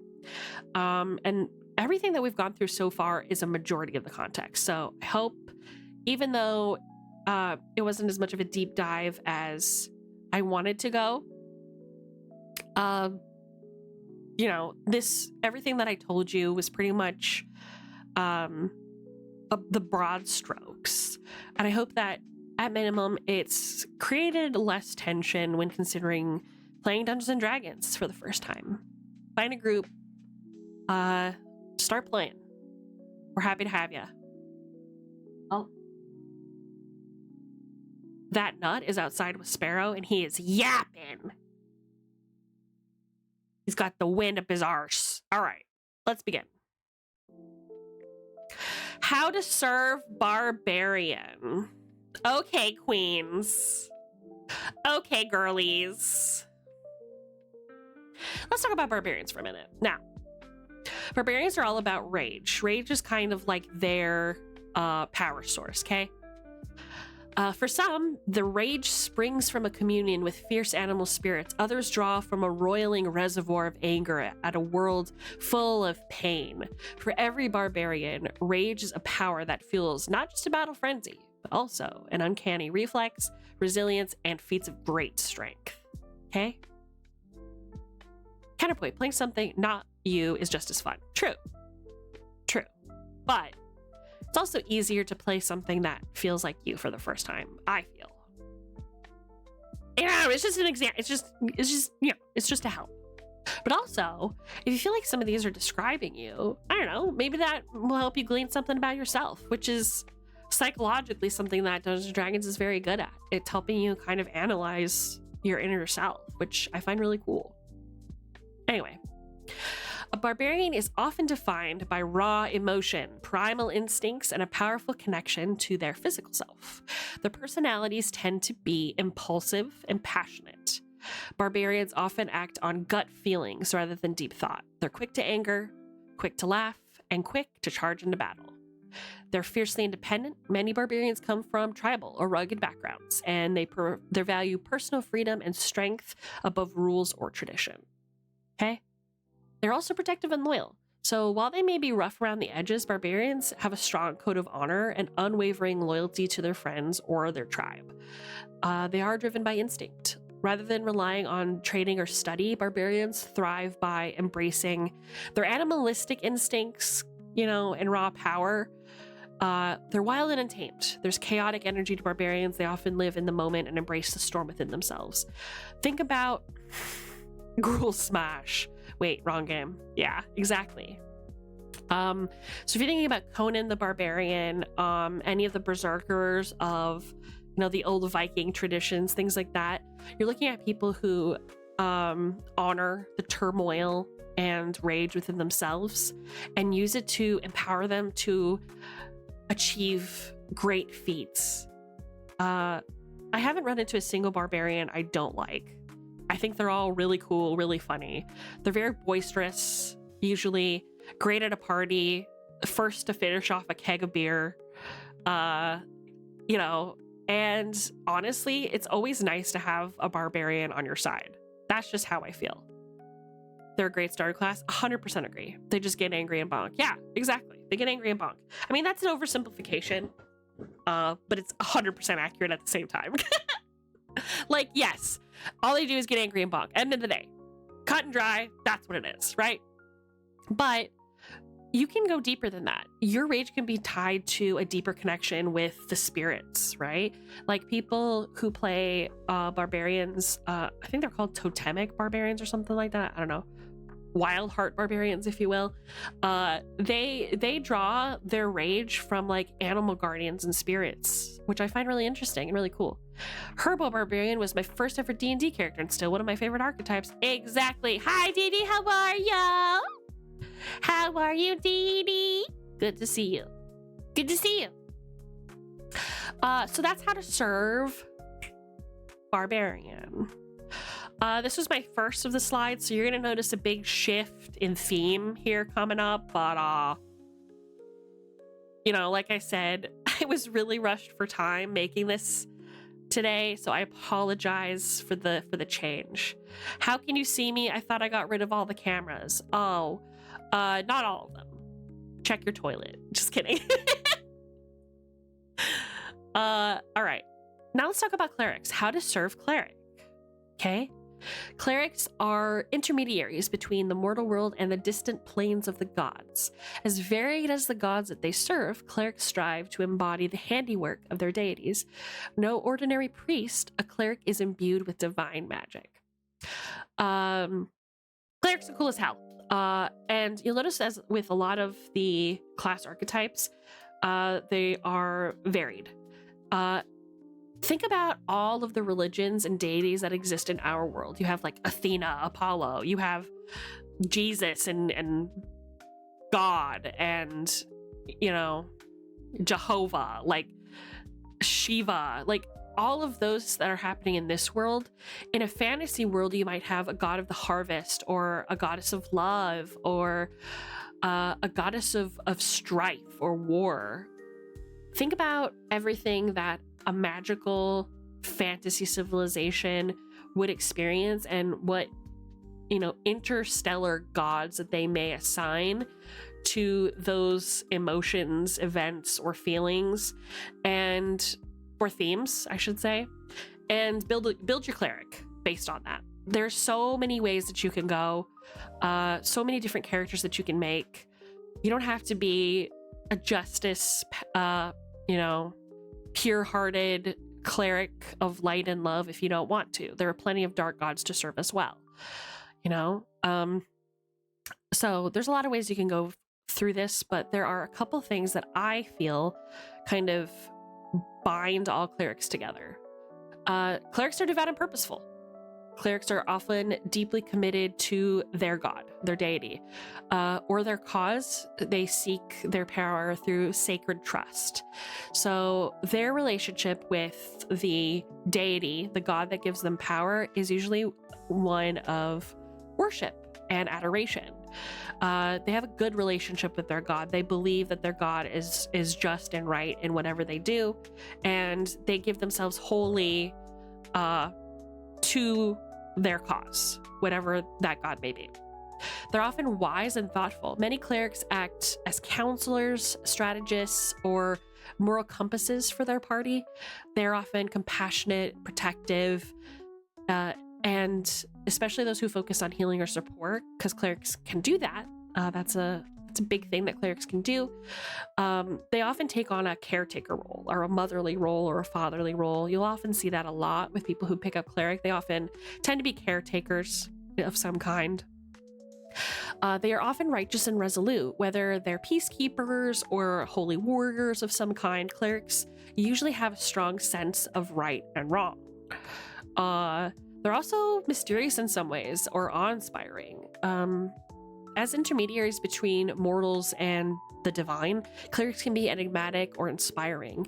I mean, imagine you're an orphan who has been wandering the streets for the last 2 years, struggling to survive, had very little to eat, nobody cares about you, and then a cleric, bathed in yellow light, takes you by the hand and cleans your wounds and feeds you.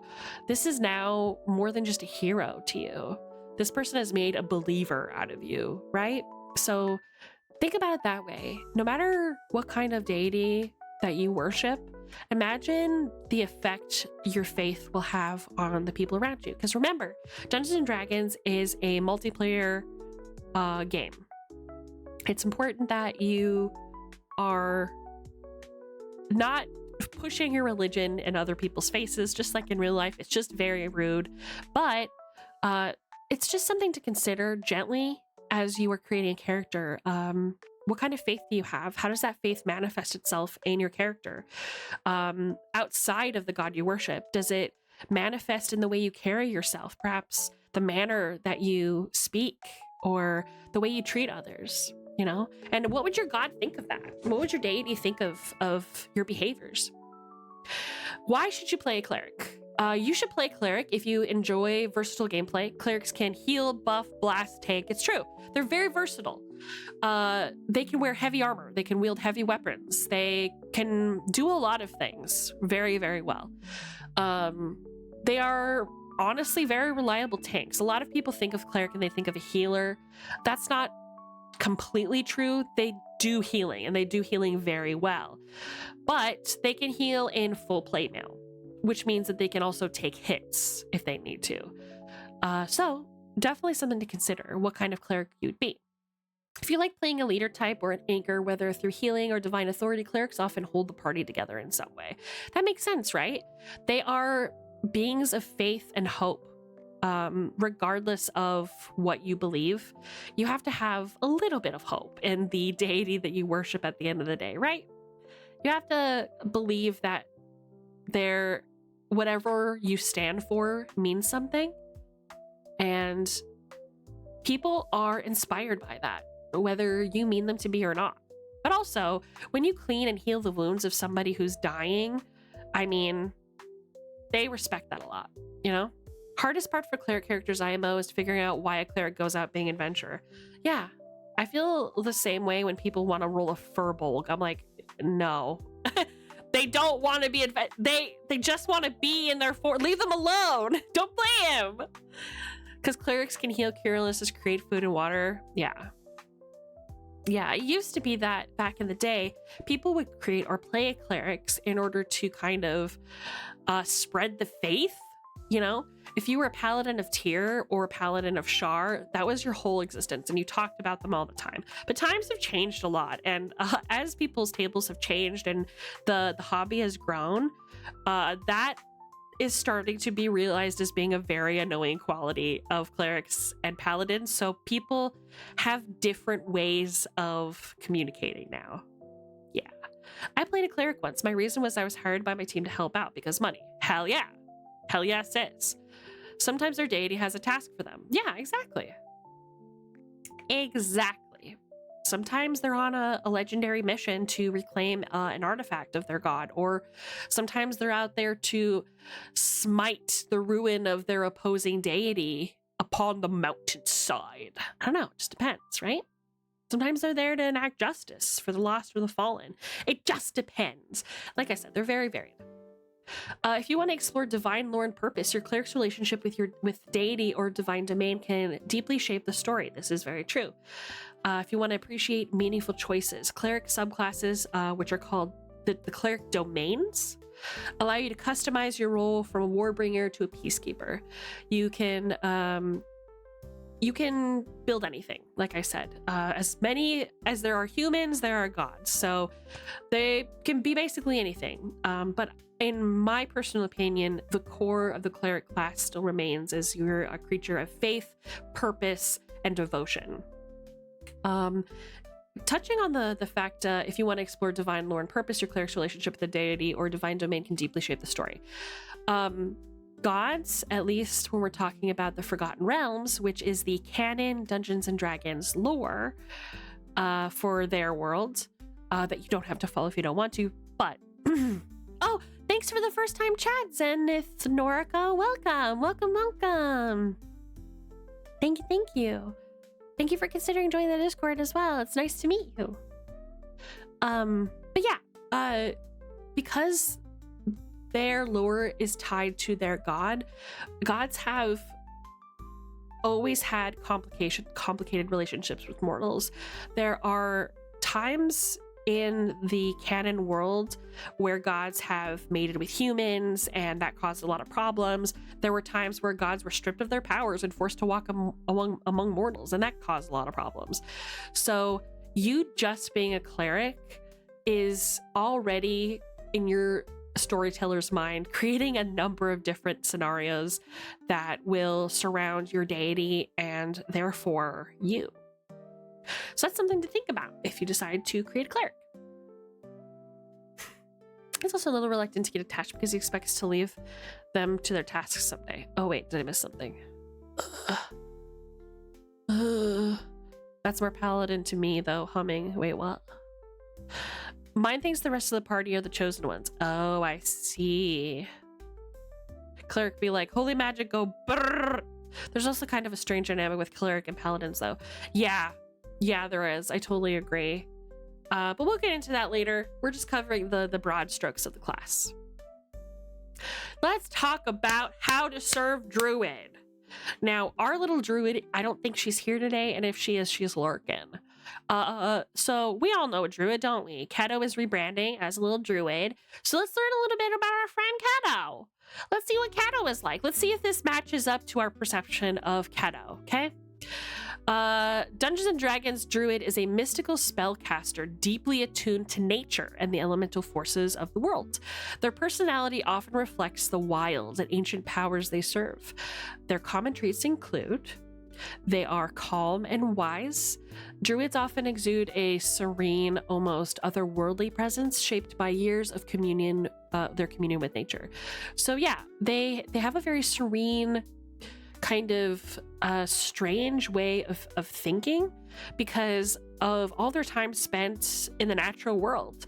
They have more experience with understanding the way of the trees and the animals that live in the forests than any of us. And so a lot of our normal customs may confuse or annoy them, right? Because everything that they are is about the natural order in nature, right? Aloof or mysterious, many druids feel detached from civilization's concerns, seeing the bigger picture of life, death, and balance. Yes, aloof and mysterious. I would agree. I think Kato is pretty mysterious. I don't know about aloof. She's pretty friendly and very sweet, but definitely mysterious.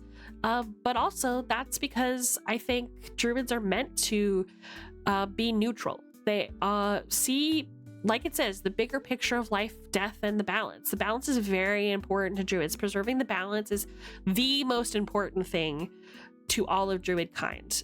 They're often very neutral mediators, often not really taking one side or the other, and always siding with nature, which isn't a bad thing. Somebody needs to be an advocate for the leaves. They are fiercely protective of nature, of course. Whether they're peaceful guardians or wrathful avengers, druids defend the natural world with intensity. Exactly. So when you're making a druid character, something to consider is how you want your devotion to nature to present itself. Are you angry at civilization? Do you wish to understand it? Either way, make sure that when you're making a druid that you understand fundamentally the harmony of nature and the importance of the natural world. You're not just a character that can do nature-related spells and talk to animals. It's so much deeper than that. There's a reason for those things. And bringing that to the table when you're creating your first character as a druid is so important because it's going to come up. They are independent and self-sufficient, obviously. They know how to survive in very harsh conditions. They're accustomed to living in the wild, so druids are adaptable, resourceful, and comfortable in solitude. I think we can agree that our beautiful Uhara Koyuki, our druid, is independent and self-sufficient since she can forage and create poultices by hand. I hope that you guys were there to see that stream. That was froggin' sick, and I've never seen anybody make an actual potion before. That was crazy. I can't wait to see how her little poultice is gonna turn out. I didn't know that you had to like, okay, when Keta was making what did she call it? What's a banana also called? A banana. Hi, Night. You can't come up here. Mommy's working. Anyway, she made this poultice that was supposed to help with itchy spots and bumps, and she used this oil and these leaves mixed up, and she's gonna leave it there for months to like, what is she called? Simmer it or stew it or something, and then it becomes really powerful. I don't know. That's just sick as fuck. I just think that's really neat. So yeah, I could absolutely say that Keta was very independent, self-sufficient, and she's very comfortable being on her own. I mean, how many times has she told me that I can't live with her even though we're roommates? That's crazy. We're roommates. I have to live with you. Where do you want me to live? That's crazy. Anyways, they are spiritual and primal. Their magic often comes from instinct and feeling. So instead of studying like a wizard, they have this wild, mystical edge to them. I don't know if I totally agree with what I said here. I feel like there was still learning, if maybe not book learning. Do you know what I mean? They still studied something, but it wasn't like book study, you know? Anyway, point is, wisdom, as you can imagine, is going to be their best score because their magic comes from their senses and their intuitions and their like innate primal experiences, which is what wisdom is all about.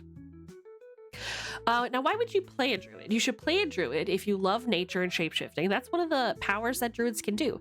They can cast nature-related spells, they can heal, and they can shapeshift into animals that they've encountered and studied.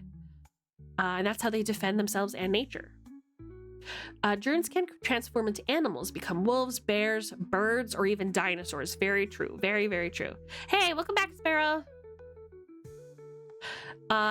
If you want to have... Oopsie.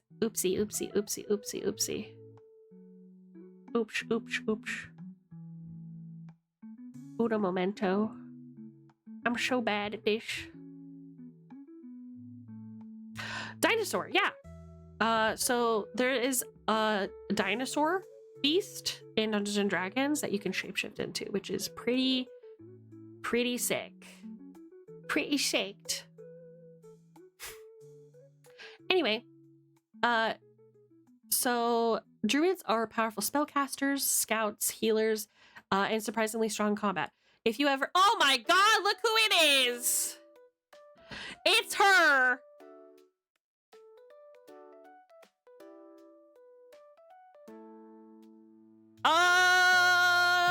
she's here, the druid herself. She's serving mad druid content. Ladies and gentlemen, it's Uhata_Koyuki! We've Congregation got a couple of Sweatheart. druids here, I see. Yes, we do. I guess, is Ellie a druid? Well, She's a is dryad. a dryad a druid? She loves druids, but I think that she's just a dryad. I think she plays... Doesn't she play something else? I don't know. I don't think so. She'll have to tell us. Anyway, hi! Maybe a dryad is a druid. Maybe We're that's- literally talking about you. We're literally talking about you. I was telling Chad, I was like, look at this, druids are wannabe dryads. Oh no, she's here to start war. She's here to start war. I was like, do you guys think that this suits Keto's like whole theming and brand? Is she independent, self-sufficient? Is she spiritual, primal, protective of nature? Is she mysterious? Hi! Yes. I know you're busy tonight, so I hope you have a wonderful evening. I'm so happy. Can we get a shout out for Uhata Koyuki? Have we already done that? Peace.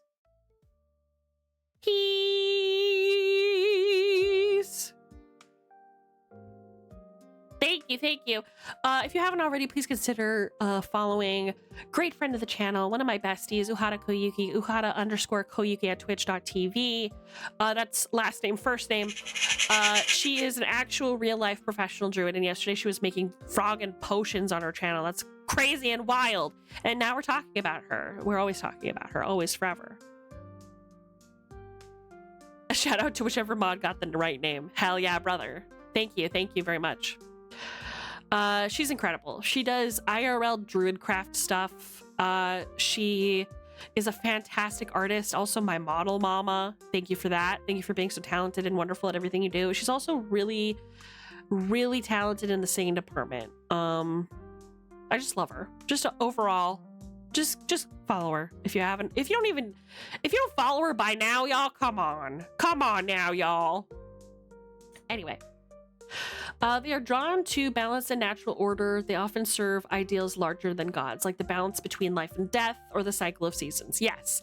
So oftentimes druids will worship deities, but usually the deities will have to do with their specific interest in nature. So if it's a god of, if it's the Oak Father, for example, Sylvanus, the Oak Father, that is a god that works with their interests. So bam, a lot of people who play druids will also worship Sylvanus.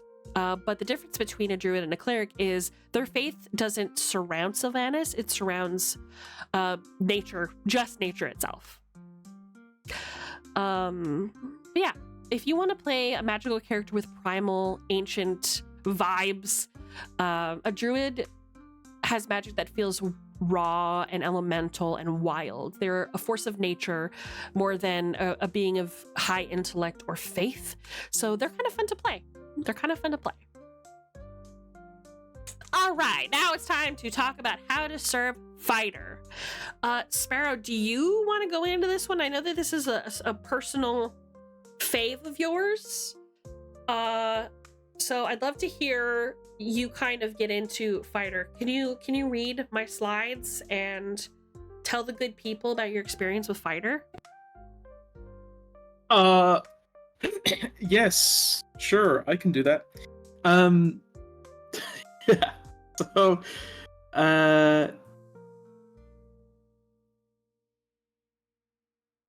sorry, I'm just kind of glancing over the slide. This is the first time I've seen the slide.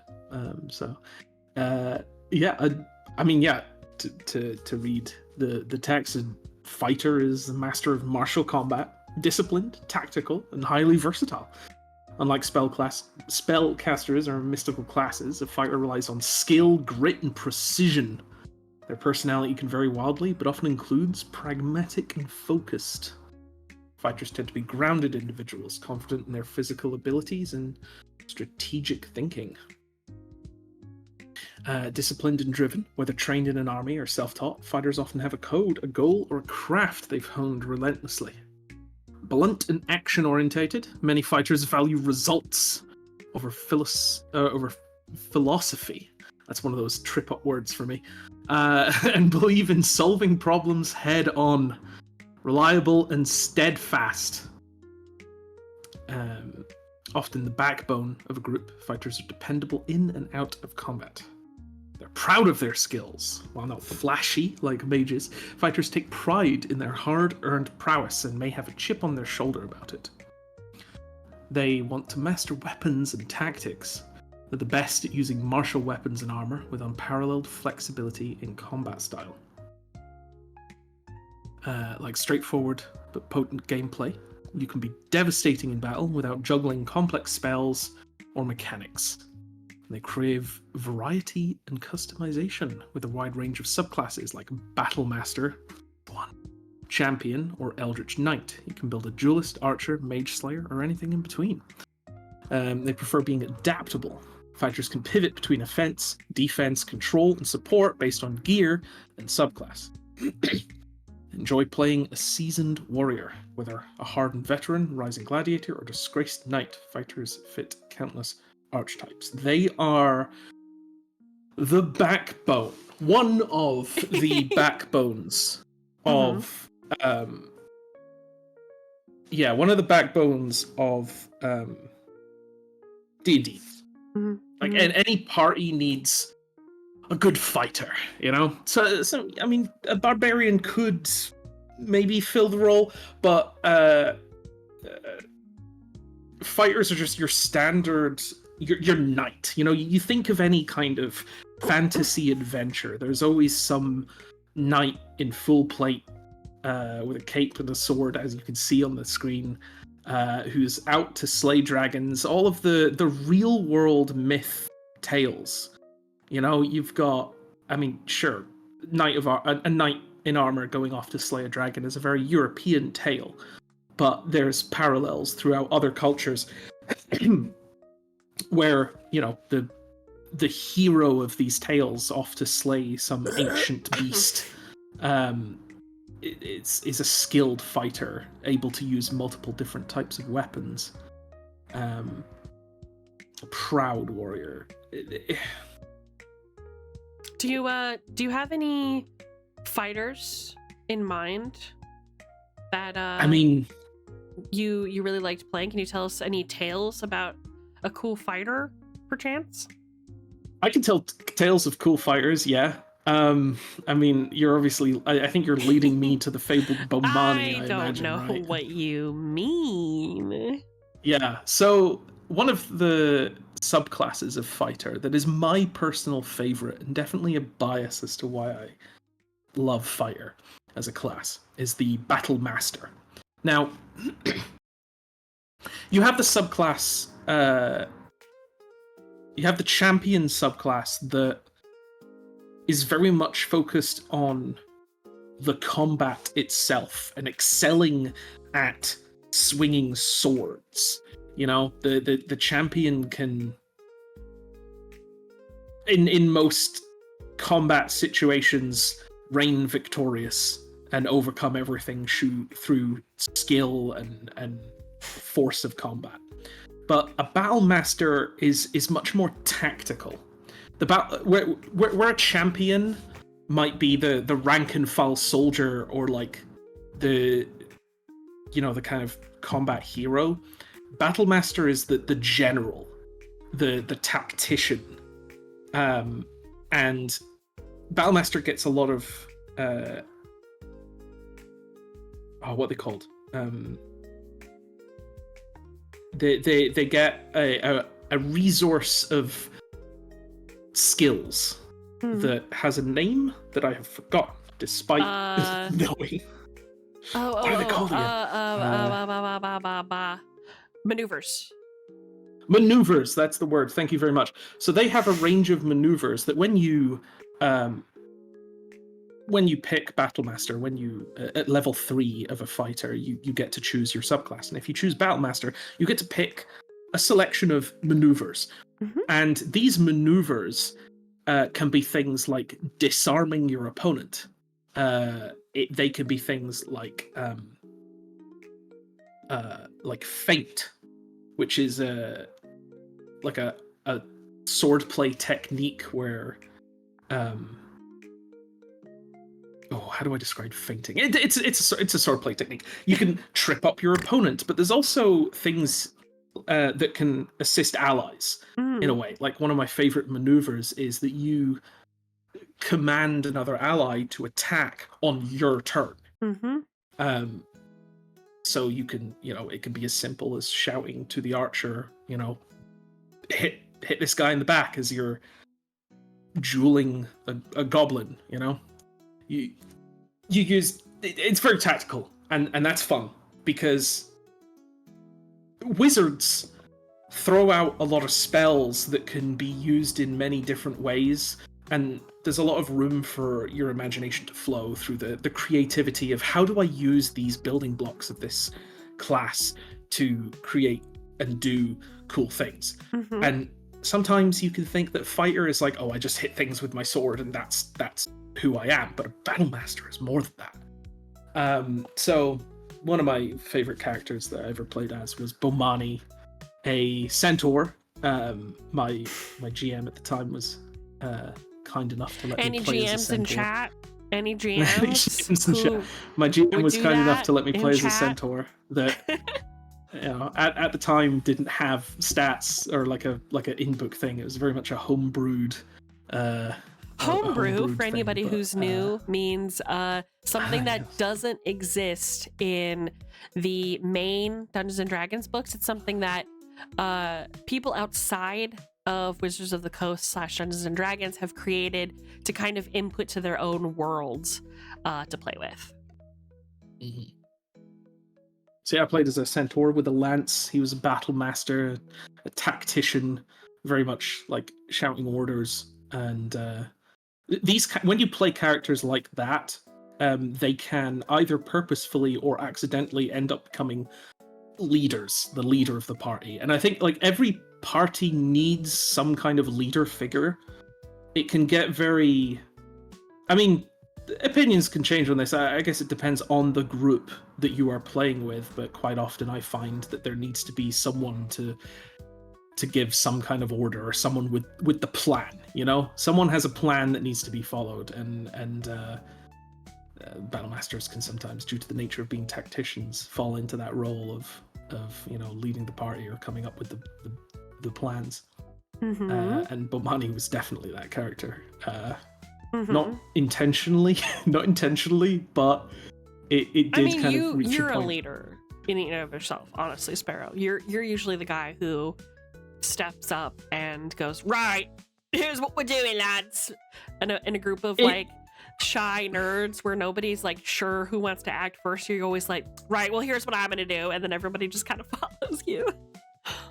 Yeah, it's interesting, and I think I necessarily wouldn't call myself a leader because of that. I think it's more that just because I love strategy, anything related to tactics or tactic puzzles, strategy puzzles. Yes, you do. Just like me. Enjoy that stuff. I love that stuff. Yes, just like love it. Don't find anything boring about Into the Breach or whatever it's called. That's it's my favorite April Fool's game. Callback. So like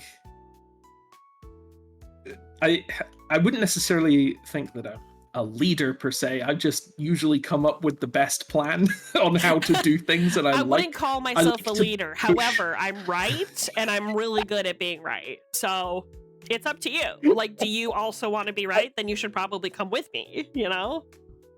Yeah, but in a more humble way. Yeah, yes. Exactly. So tell them a story.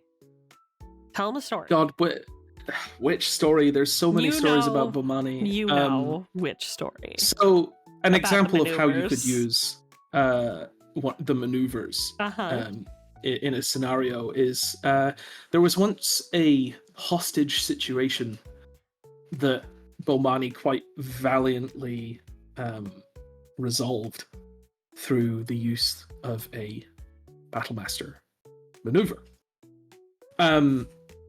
Bomani arrived at the scene of this hostage scenario quite late.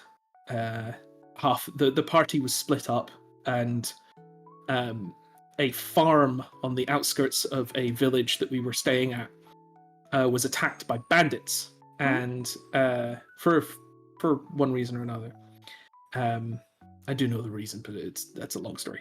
So the farm was being, burned down, and Bomani arrived late to this scene and saw that one of the bandits had I think it was the son of the farmer, a small child, maybe 8 or 9, was being held by one of the bandits with a knife to their neck.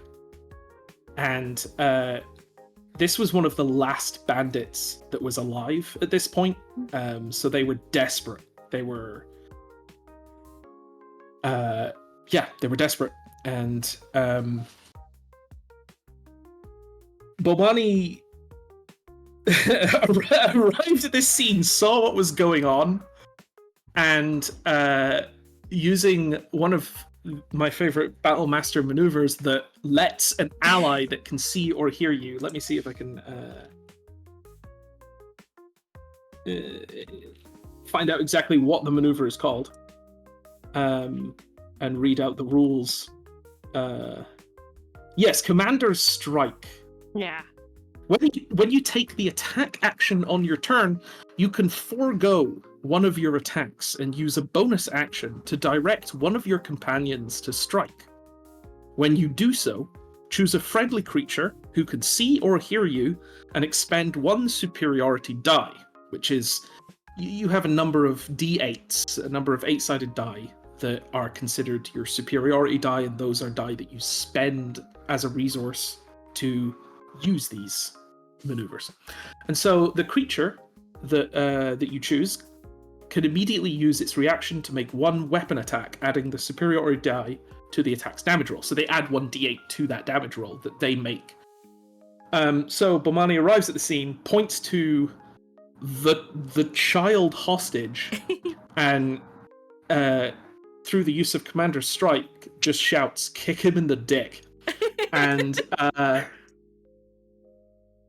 now, I don't want to go through the exact personation, but my inspiration, I'm definitely someone who, as a player, likes to put on accents for my characters. I absolutely get in character, but my inspiration for the vocals of Bomani was someone called Brian Blessed, who I imagine any Brit would know who Brian Blessed is. If you don't know who Brian Blessed is, look him up. He's fantastic. Oh my god. Yeah, the villain in Flash Gordon, I believe he was. He's also a character in Blackadder show. Anyway, so Brian Blessed was so in a very Brian Blessed-esque vocals, and shouted, "Kick him in the dick." And the hostage was an ally that could see and hear me, so they made an attack that added d8 to their attack. Now, it was an unarmed kick, like a back kick with the heel, and so it was only like a d4 plus a d8, but thankfully they crit, so it was 2d4 plus a d8, and I believe it was the bandit leader. Yes, Dryad knows because she was the GM of this game. I believe they rolled, not only did they crit, but they rolled high on all of their dice. So it was plus 2d8 because crits double superiority dice. Yes. So, because crits double all the dice that you roll. So, so it was 2d4 plus 2d8, and they rolled really high and ended up dealing with a back kick to this bandit who was desperate and broken and already beaten up. It was 26 damage or something ridiculous for a kick. That's a lot of damage. Hold on. What do you think That's a lot of fighter damage. class in the fighter class, the quintessential embodiment of human persistence and simplicity? They're like a well-sharpened stick, straightforward, blunt, and effective.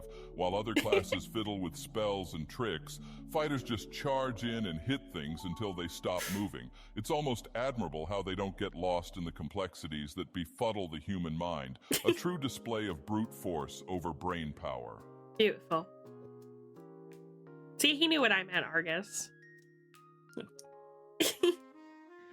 Okay. Marvelous. So remember, we're talking to beginners here. So 2d8. What does that mean, chat? It means 2 of the d8 dice. So you take 2 dice that are of the d8 variety and you roll them. Okay? And that's just the crit damage. We actually haven't talked about crits yet. So let's talk about crits. I forgot to put that in my slideshow. I was out of Actually, time. yeah, crits is a very important thing to talk about right now, because one of the features of Champion, the Champion subclass of fighter, is that they can perform crits easier than other classes as well. So that's like for all my beginners out here, I want to let you know what a crit is. So you know how we talked about the D20 being the most important dice in Dungeons and Dragons, and we know why. You roll it for everything. Wow. When you roll your D20 and you roll either a 1 on the dice, which is the lowest number you can get, or the highest number you can get, which is a 20, they are considered what we call a critical failure as a 1, or a critical success, which is a 20.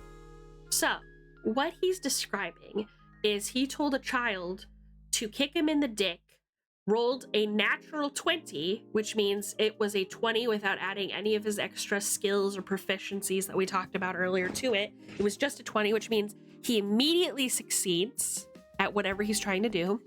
And because it's so hard to roll a 20 on a dice, because it's a big deal, it's called a natural 20. It means that not only do you succeed at the task that you're trying to do, whatever it is, but you succeed with flair, and usually has extra effects. In Bomani's case, he got to roll 2 extra of the D8 dice. So that added a lot of extra damage to the kid's ball splitting technique. Probability context, a nat 20 has a 5% chance of happening per D20. Yeah, so he had a 5% chance to critical hit this dude's balls, and he nailed it. So that's pretty big. And a critical failure means that you don't succeed. You automatically fail whatever you were trying to do, and you fail with flair. It's usually very funny, but it can be catastrophic, devastating, or, in some cases, if, for example, you're rolling a dice to determine if you stay alive, because that's the thing. Oh, that's what I should have included on death saving throws. I should have included that on the slide as well. Anyway, that's for next time. Death saving throws. Fun enough, the very first D&D game I ever played in my life, it was the very first combat. We just got ambushed by a couple of goblins on a bridge. It wasn't, I know whenever experienced D&D players hear about a goblin ambush, they think it might be the Mines of Phandelver, but it was not the Mines of Phandelver. I love the Mines of Phandelver, and I will die on this hill! D&D! So, very first game of D&D, very first combat, and the very first roll of combat, the barbarian of the party walked up to a goblin and tried to swing with his great axe, and the very first roll was a nat 1. Yikes. And how that manifested was him swinging his axe, and the axe slipping out of his hand, and he basically just chucked his axe off the bridge into the river. Yikes. Yeah, see, that's a great example. So, as he mentioned, not only did he fail the roll that he tried to do, he failed with flair, and it added an extra complication to the roll. So it adds a little touch of danger and a sense, it's usually a communal sense of failure when somebody rolls a 1, right? Pretty funny. Anyway, thank you so much. It is also worth noting that not only players can critical succeed or critical fail. Sometimes your opponents can frog things up in the most spectacular of ways. Or sometimes an enemy that you maybe are underestimating can roll a critical hit, and then just beheads one of your party. Yeah. Yeah, it happens. I mean, especially since you're starting adventurers, if you have a bow and you're like trying to shoot by one of your fellow adventurers, your DM might be like, okay, roll damage, even though you missed. And you might give them a look like, uh-oh, and you roll damage and it ends up hitting a friend. I don't know. It could happen. The point is, it's fun. It's fun to fail and it's fun to succeed. And Dungeons and Dragons did that very well. I once ran a session where all of my NPCs kept rolling ones, and after the fourth nat one in a row, they just dropped their weapons and surrendered. That's so weird that happens to you, Argus. I truly think you're cursed. I truly believe that you are hexed somehow. Okay, so that's how to serve fighter. Who's next? How to serve monk cunt. The Dungeons & Dragons monk is a disciplined warrior who channels spiritual energy, also known as ki, through rigorous training of body and mind.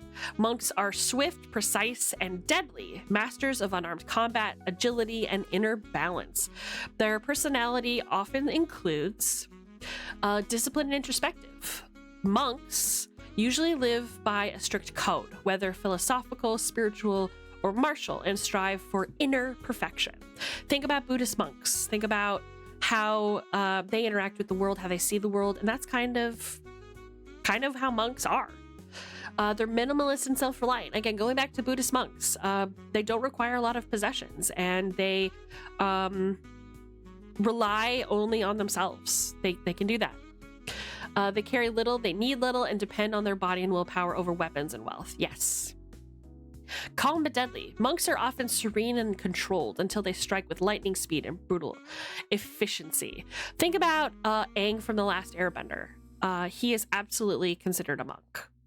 They're also considered philosophical or aloof. Some monks see the world through the lens of spiritual truth, detachment, or enlightenment, which can make them seem mysterious or wise beyond their years. So just like Aang from Avatar: The Last Airbender, he wasn't very aloof, but definitely philosophical, I would argue, at least as time went on.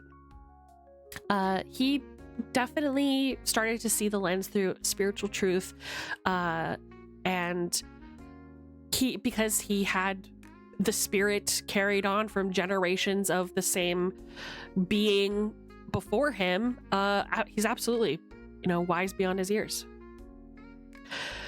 Swift and focused. Their personalities often reflect their combat style: direct, fast, and efficient. I think that, once again, this is just kind of like broad strokes of the class. But remember, monks are patient, kind, understanding. They don't have to be. They can be brutal, they can be swift, but I would argue that they are always pretty efficient. Why should you play a monk? If you love kind of speed and mobility, so being able to move incredibly fast, zip around the battlefield, scale walls, dodge, strike enemies quickly, all that stuff is stuff that you can do as a monk. Monks get a stupid amount of attacks per turn using their key points, which is what we discussed earlier, is kind of like their power source for their abilities. So if you are a fan of going, I attack again, and just kind of keeping the good times rolling, you can do that. If you want to be a martial arts master, if you just like Jackie Chan or old kung fu movies and you want to create a character that kind of impersonates or embodies those concepts, you can do that. You can punch, kick, stun, disarm. Sky's the limit, kid. If you enjoy more tactical or hit and run gameplay, things like flurry of blows, step of the wind, stunning strike, those are all abilities that monks get to do. They don't have armor, and they don't have a ton of HP. They rely on their agility or their dexterity. Remember from earlier how we talked about ability scores? They rely on that stat to get them in and out of trouble. So they are great class for hitting a bunch and then disengaging from their enemy, which again is different than just walking away from them. We talked about that too. And letting a fighter, for example, take the heat while they kind of re-engage, if you will.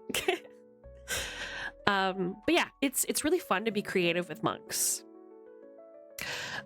If you're drawn, If you want to, oh, go ahead. if you want to play, like, monks are the certified martial arts classes. You know, if you want to play Jet Li, Jackie Chan, you know, that's you play monk. Yes, precisely. There is even a drunken style, I believe, isn't there? Yes. I think it's one of the newer ones. I'm not really up to date on all the subclasses. I know the Sun Soul is one of them. And I know Way of the Shadow is one of them. So every something that we should also talk about. I was gonna go into it later, but I'll go into it now. Oh, that nut is losing it for some reason. What's his problem? Anyway, they have something called like ways. Why is he losing it? Nut, what are you doing it? What are you yapping at? There are no girls in bikinis outside. He was yearning for the women outside our window earlier. Anyway, point is, all classes have subclasses, which means, let's say you're a bard, okay? Like me. I consider myself a lore bard. Lore is the college that I graduated from. I am, the bard subclasses are called bard colleges. So I am the College of Lore bard class. It basically just gives you additional options for customization. Think about it as kind of like focusing your lens a little bit. So not only are you a monk, but you're this special kind of monk who does this special kind of monk things. So your type of monk will be absolutely different from somebody else's, not just through your character design or even your statistics. It's also based on the way that you want to play or the way that you assign your skills or abilities, or even, funny enough, something called your way, which is like the way of the Sun Soul or the way of the Shadow. For example, those two monks are very different. You know, Shadow and Light, two totally opposite things. If you want to play something that has kind of a unique mystical flavor, monks are physical warriors, but their abilities feel magical, from deflecting arrows to stopping time. Pretty cool. Pretty poggies. You have all kinds of options there. Also a little touch on subclasses in general. Like, when you are choosing a class to play as, you're not going to be playing as a character alone. You're going to be playing as one of a party of other characters. And generally, when you're making a character, you are making a character at the same time as your fellow party members. And you might think, oh, well, my mate James is playing a monk. He's going to play a monk. I don't want to also play a monk. I like the look of monk, but do we play as two monks in the party? I don't know. You should never be dissuaded from playing the same class as someone else in the party, because the subclasses can change the identity of the character enough that it can play almost completely differently. So, you know, if someone else in your party is playing as a monk, you can still play a monk and play as a different subclass and be a completely different character. Yeah, essentially, monks use the rounds to their advantage because they have so many attacks and key points. You can use them in a round as many times as you have key points. So a lot of people like to just, like, round one, unleash 5 flurry of blows in one go, which is wild. Which is wild. You know? It's a lot. Anyways, let's talk about how to serve Paladin. Monks can't stop time. This is true. This is accurate information. So peek behind the curtain, chat. I ran out of time writing some of these, so I may have had a little assistance, which is why, as I'm reading this, I'm kind of trying to add my own spin to it, so that it still kind of gives us something to talk about, and it's something that I can kind of make my own, if you will.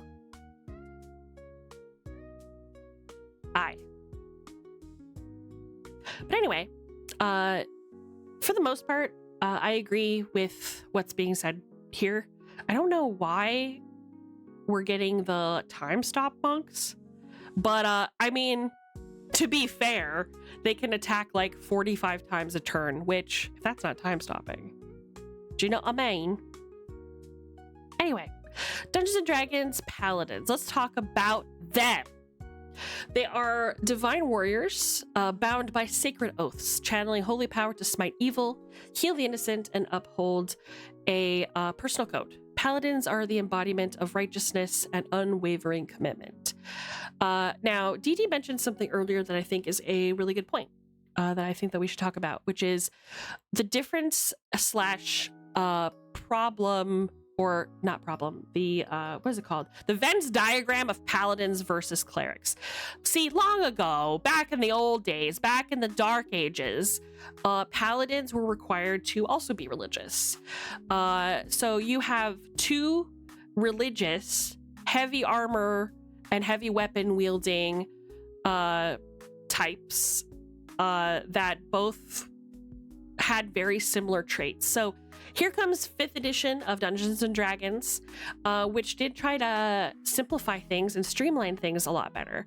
And what they did was they kind of changed the way that Paladin works in a way that I really, really love and respect. And that is, they took away their need to worship a deity, and they the time stop monk is just a level 3 monk with 17 levels in Arcana. Yeah, 100%.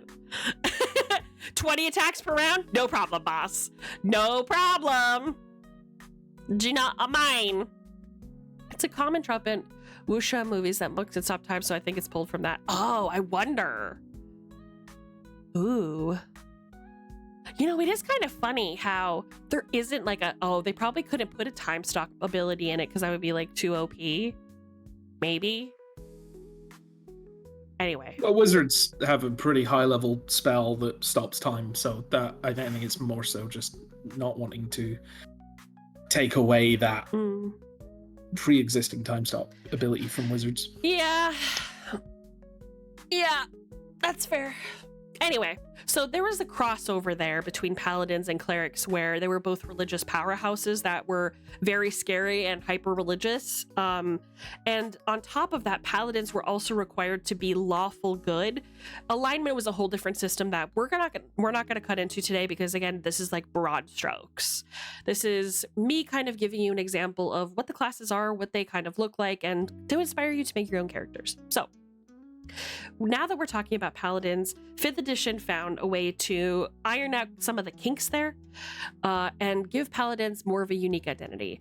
They created a lot of spells around things called smite. And if you don't know what smite is, or you've never heard of that, the best way to explain that is spicy weapon and element combo. How does your righteousness appear? And how much damage does that do? They basically made paladins a guardian of their purpose and of their oath, whatever that is. Their oath is no longer to a god. It can be to their king. It can be to a concept. It can even be to nature. So that also creates like a weird combo between druids and clerics and paladins. See, at some point, this is where things get a little muddy because at the end of the day, you can really make whatever character you want, but we're not going to get into that. We're just doing broad strokes. So, paladins. What are they like usually? They are honorable and resolute. Paladins live by their oaths, so they hold themselves to a higher moral or ethical standard than others. It's very true. They are the kind of people who, think about Samara from Mass Effect 2, and you have a paladin right there. Somebody who is unwavering in their commitment to the oath that they uphold. And they will do anything that it takes to uphold that oath. They have a very often, but not required, black and white view of issues, because in their mind, sometimes that's how it has to be, because somebody has to judge. They believe that they are the judges in a lot of cases. But they're also inspiring and charismatic. How can you not be awestruck by somebody who is so empowered by their beliefs and so, like, powerful? There's no God backing up this being of great strength. It is just their will and desire to drive their particular oath into their path, into every path that they cross. And that's fucking crazy. As it says here, sheer force of will. They lead by example and rally others to their cause. People are inspired by people with strong, firm beliefs. That's why so many people are indoctrinated into cults. Not saying that people who make paladins are interested in cults or that paladins are in cults, but I mean, it's a very charismatic thing, you know? Paladins are typically the good guys, so nothing you have to worry about, but not always. They can be judgmental or idealistic. Some paladins can be rigid in their beliefs, seeing the world in black and white, pretty much like I said, while others struggle with the gray areas. Yeah, so thinking about making a paladin, what you want to think of, just in general, making a character is, how is this going to create a struggle for me? You don't want to build a character with the concept of how am I going to make the other players at my table struggle with me? You want to create your own inner struggles and your own inner battles that you and your storyteller, your dungeon master, go through together and try and answer and try and resolve. Being judgmental is... hi, twins! Probably Jazz. Howdy! Good to see you, darling. Welcome. Being judgmental isn't something that people like to do. They don't like to be called judgmental. They don't like to be thinking of themselves as judgmental. But there are people out there who are judgmental. I think we can all agree we've all met one person in our lives who is very judgmental or idealistic. Maybe not even in a negative sense, just in a way where they see the world as a certain way. And it is due to their stringent beliefs or experiences that they will not waver from that. And there's nothing that anyone can do or say that will change their mind. That's just the way it is, right? Protective and self-sacrificing. See, this is where we're getting to the good stuff. Paladins often put themselves or put others before themselves, especially when lives or principles are at stake.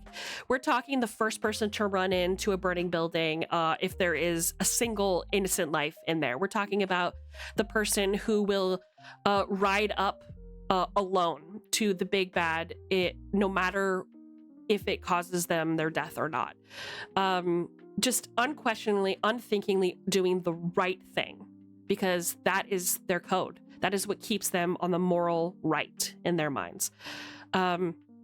Whenever the just are not brought, or whenever the unjust are not brought to justice, a paladin is there outside the courthouse. You can be sure of it. So be good. You never know who's watching. They are absolutely driven by purpose, whether the paladin that you're making is something like a crusader or a redeemer, somebody who gives people second chances, or even a vengeance seeker. Paladins will always have a mission that they feel is greater than themselves. So you can absolutely see where things could get a little religious or seedy for paladins, because a lot of these values that you're seeing here on the screen, the way that we're talking about paladins, a lot of those qualities are very similar in religious having individuals. A lot of the stories that we've heard on the news, or even in just modern day stories, people who have very strong faith or sense of self are often very deeply religious or tied to a religion. But paladins in this world, it is not required. Oftentimes, much like druids, they pair themselves with a deity who follows their same code of ethics or works within their path that they've set upon themselves. But if you've ever heard the quote, "My word is my oath," paladins uplift that. They never give their word if they feel like they can't back it up. They are absolutely beautiful, wonderful. I would say that I know a paladin in real life, and she is wonderful and awesome. And she is probably the best example of a paladin that I have in mind clearly. And I'm going to give you a description of this person.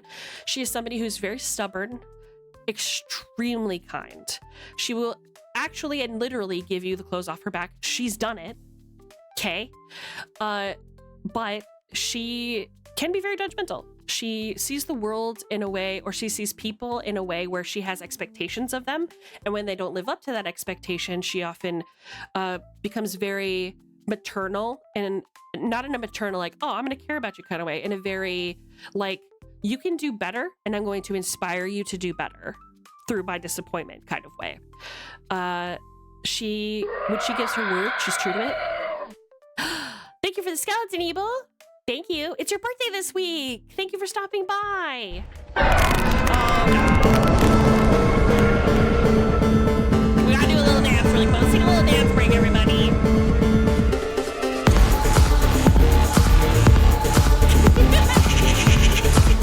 Birthday party!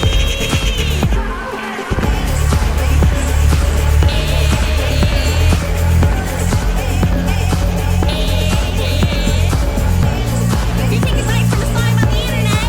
Congratulations! You belong in our guild.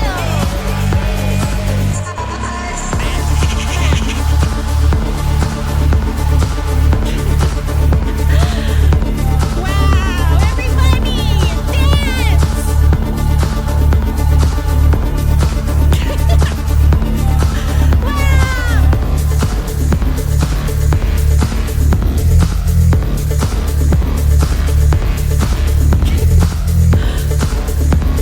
Always fun. Always a good time. Thank you, Thaddeus, for interrupting my train of thought. But yeah, she's judgmental in the way that, like your older sister who doesn't like your boyfriend would be judgmental. Does that make sense? It's not in a way where she's like, you're doing the wrong thing and I'm going to force you to do the right thing. But she's very much like, it looks like I'm strumming it. Yes! That's what I want! I want it to look like I'm struggling it.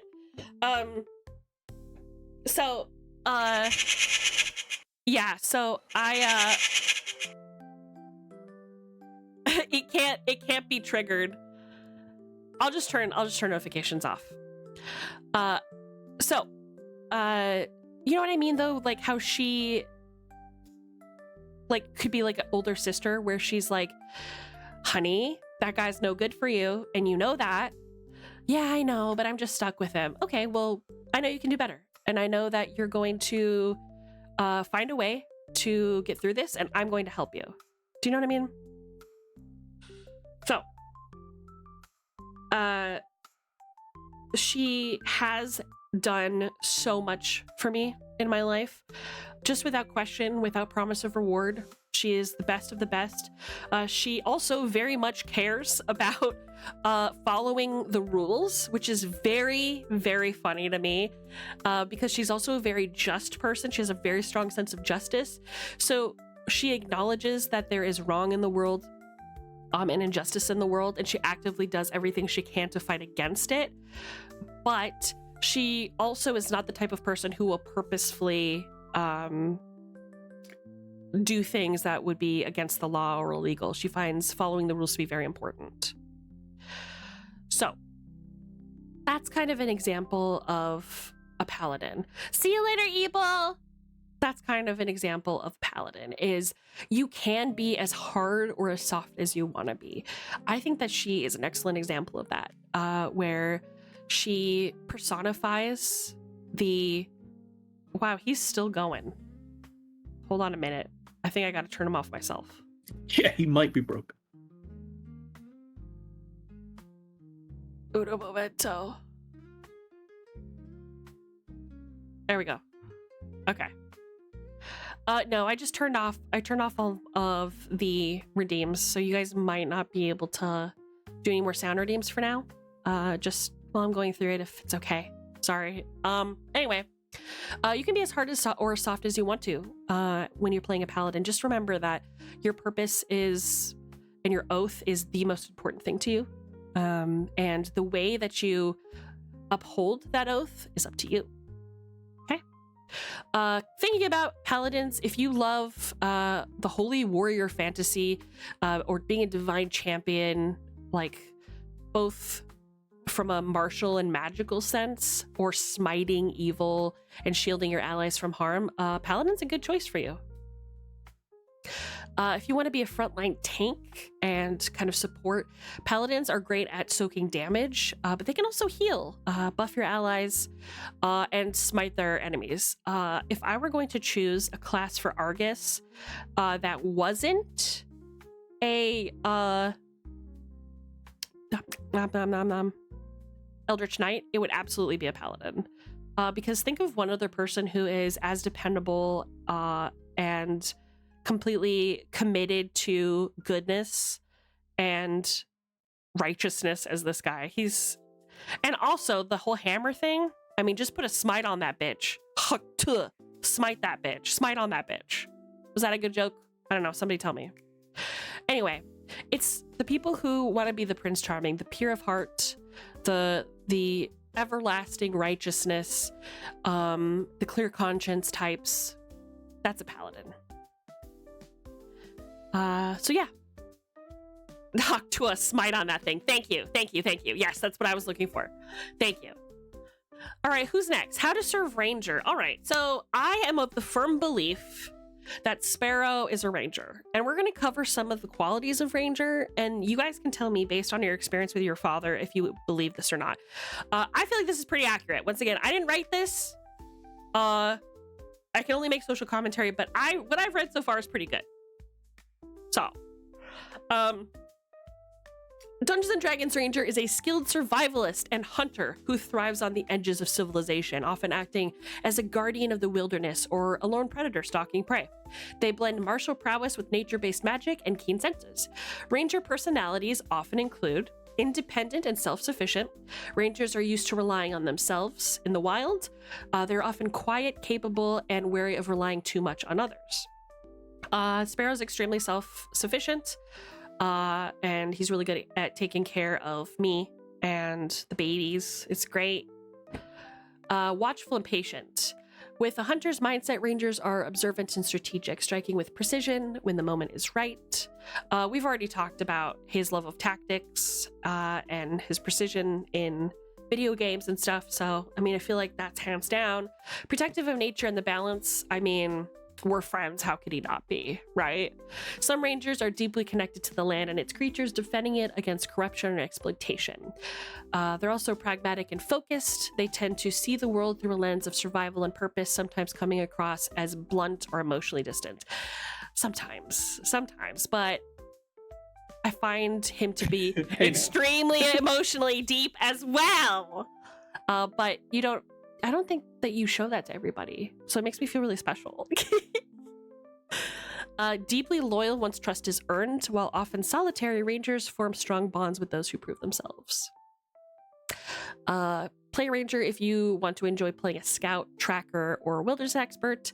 Rangers shine in exploration, survival, and navigating untamed terrain. If you like combining martial arts combat with subtle magic, you get access to lots of spells that can do healing, utility, or enhancing your combat edge.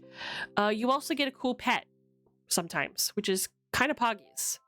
If you want to specialize in hunting specific enemies or prey, Rangers can do this thing called they choose favorite enemies, which give them special advantages or even damage against certain types of beasts or monstrosities or undead. Think of every hunter in every fantasy genre. Vampire Hunter D, he was a ranger, for example. Aragorn, he was a ranger. I mean, that's an easy one because he's literally called a ranger. But vampire hunters are considered rangers as well when you think about it. They have a specialized prey. They are survivalists at heart. The Witcher, I would even argue, is a ranger. I know a lot of people would fight me on that, but he knows magic. He's a survivalist at heart, and he's a hunter. Do you know what I mean? Aragorn is the ranger. He's the archetype. Exactly. For those of you, again, who are new to the hobby and don't know this, Dungeons & Dragons was literally inspired by Lord of the Rings. So if you like Lord of the Rings, it's definitely a good hobby to consider getting into. If you're drawn to animal companions or nature-themed abilities, certain subclasses let you bond with a beast or call upon primal forces. Yeah, pretty sick, right? There's a famous ranger who, I don't know if you've heard of him, Driz de Werden.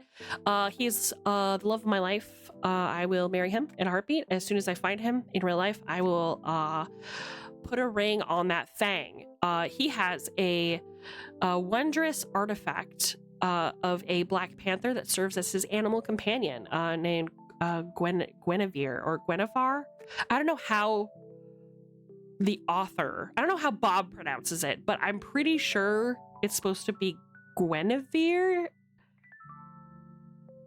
because I think it's spelt in the traditional Welsh spelling, but I might be wrong. I don't know. I always called her Guinevere. But anyway, he has a big black panther that helps him fight. It's fucking sick.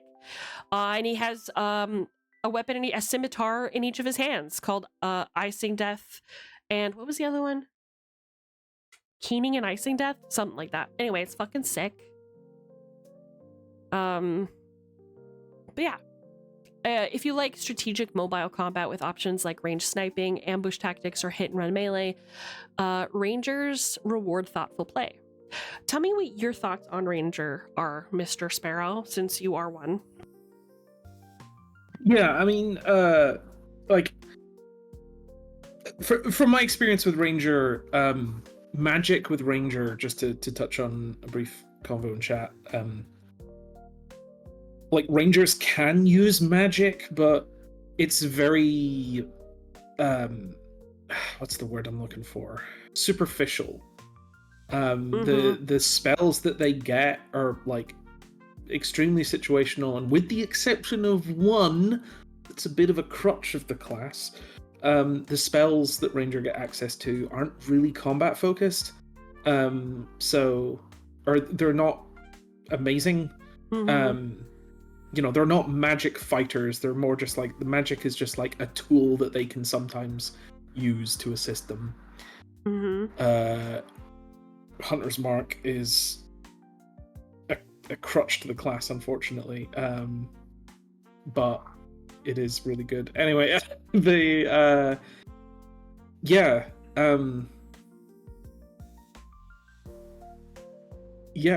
are just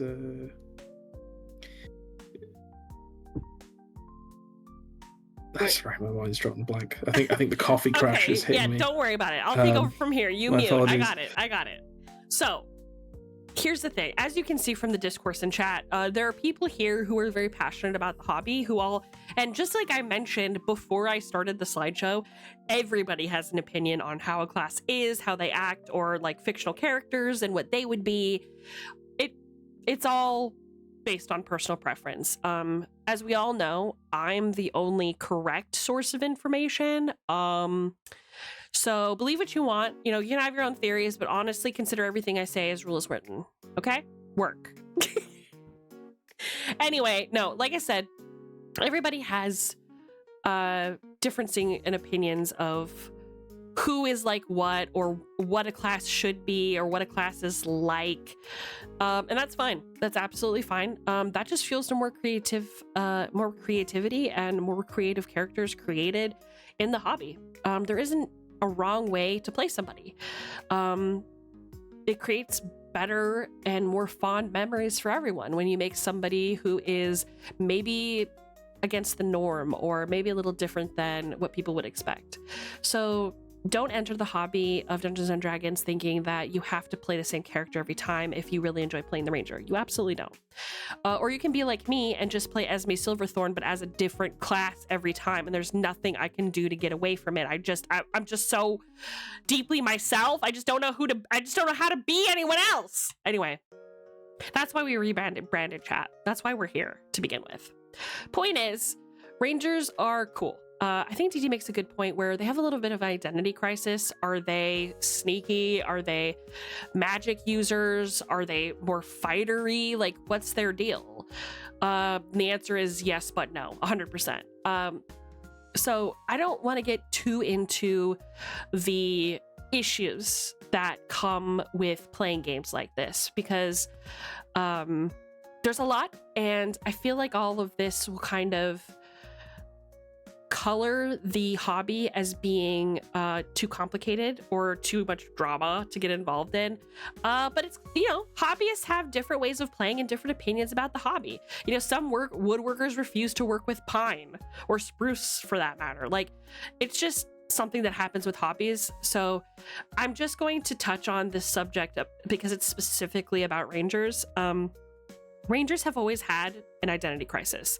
They've always been able to kind of do a little bit of everything, but 5th edition made a grievous error when it came to rangers, specifically their subclass.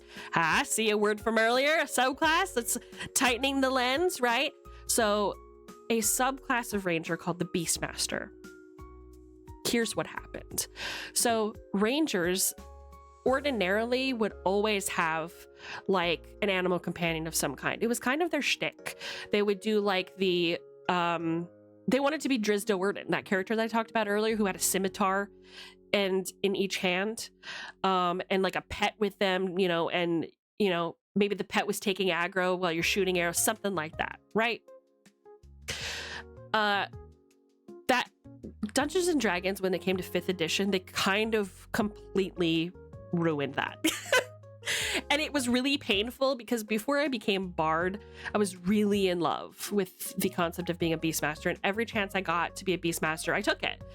Because before I started playing Dungeons and Dragons, I played a lot of World of Warcraft. And if you've ever played World of Warcraft and you've ever played the Hunter class, the Ranger is the closest thing to it.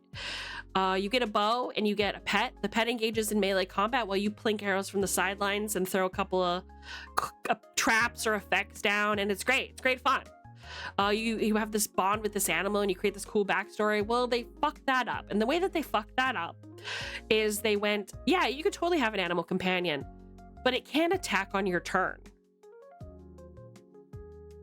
So you have an animal companion and it's just kind of standing there waiting for you, and you have to choose between you taking the attack and the animal companion taking the attack on your turn. It's just really fucking stupid. Sorry, frog and stupid. Because that should be the core of the Ranger's being, is their relationship with this animal, because it's literally their subclass to have a combination, like an attack combo with this pet. It was so unpopular and so hated by the community that they came out with what, or when I say they, I mean Wizards of the Coast came out with what's called an Unearthed Arcana, which basically is them going, hold on a minute, we've created this new concept and we're going to play test it before we print it in anything to see if people actually like it. It was them backtracking the Ranger because it was so reviled throughout the hobby. Ranger went from being one of the most popular classes to play to being the most ignored class to play. It was a complete nuke of the character's archetype and identity. It ruined Ranger. Ruined him. Completely ruined him. The Unearthed Arcana, the backtracking that Wizards of the Coast did, included the ability for a Ranger to use their pet to attack during their action as like a bonus action, I'm pretty sure. That came way later in a book called Tasha's Cauldron of Everything. It became canon. And then they came out with D&D 5.5 and revisited the original rules for Ranger, and that kind of fucks me up, because why did you create a masterpiece like Tasha's Cauldron of Everything, which made everything fucking better, to be honest with you, and then go, oh, you know, fuck that, we're just gonna go back. It's fine, doesn't matter. Okay, chill. And for those of you in chat who may be going, oh yeah, it's because it's multiple attacks per round. Let me ask you a question here. Let me ask you a fucking question really quick, chat. So if you have a weapon in each hand, right? And you have the 2-weapon fighting feat, can you not attack twice in one fucking turn? Already? Oh yeah, but what if you're a Ranger and you have a weapon in each hand and your animal companion? Then guess what, motherfucker? You attack thrice in one fucking turn. That's what happens. Okay? That's all. That's what happens. You know why? Because that's their fucking class. That is how their class works. And you're gonna sit there and tell me that the jaws of a fucking parrot are gonna do more damage than a spell of the same level in a wizard's repertoire. Are you fucking kidding me?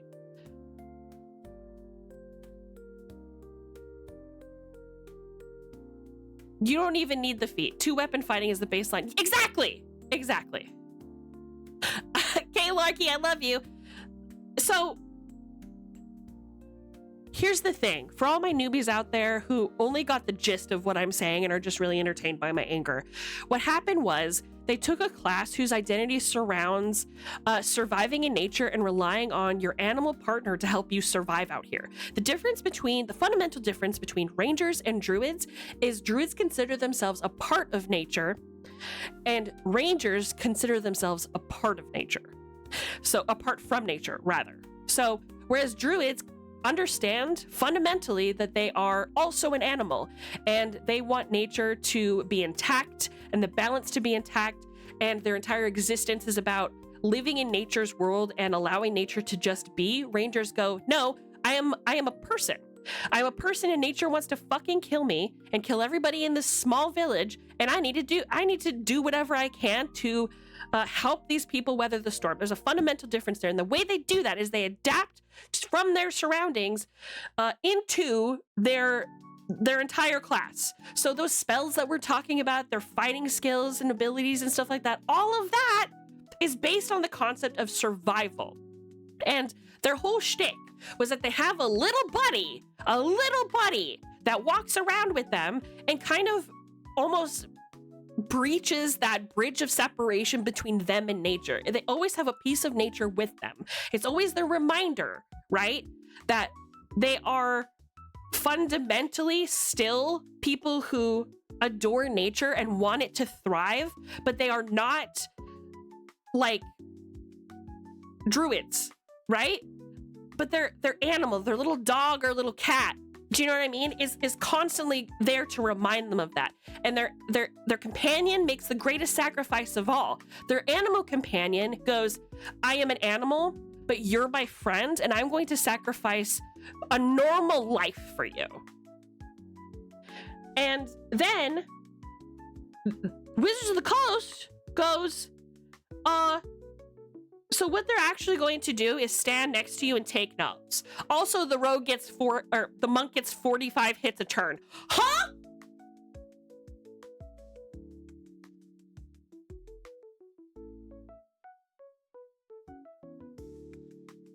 Y'all fixed it, and then y'all took it away. What the fuck is wrong with you? What the fuck is wrong with you? And I will never forgive you. I will never forgive you for what you did to lore bards in 5.5. You fucking hear me? I will never let you forget what you did to me. You look me in the eyes. I'm waiting for you. I'm waiting for you to come down my street. I got plans for your ass. Anyway, that's the ranger. It's really fun to play as. I would consider utilizing the ranger that is fixed. You know, from Tasha's Cauldron of Everything. Use that ranger, okay? If anybody says, oh, you're making a ranger, what version of it's Tasha's. You will always say Tasha's. If you say anything but Tasha's, I will find you. Do you understand me? Next slide, please. Let's talk about rogues for a minute. How do you serve rogue? Okay. Dungeons & Dragons rogue is a cunning and agile expert in stealth, deception, and precision. Masters of outmaneuvering their enemies and exploiting weaknesses, rogues thrive on cleverness and control. Their personalities are witty and sharp-tongued. Rogues tend to be quick with their words as well as their blades. They use their charm and their sarcasm as easily as their daggers. You serve rogue, invisible. Wait, what do you mean? What do you mean? Rogues are also cautious and calculating. They think 3 steps ahead, looking for traps, literal and metaphorical, and they're always planning their next move, right? So,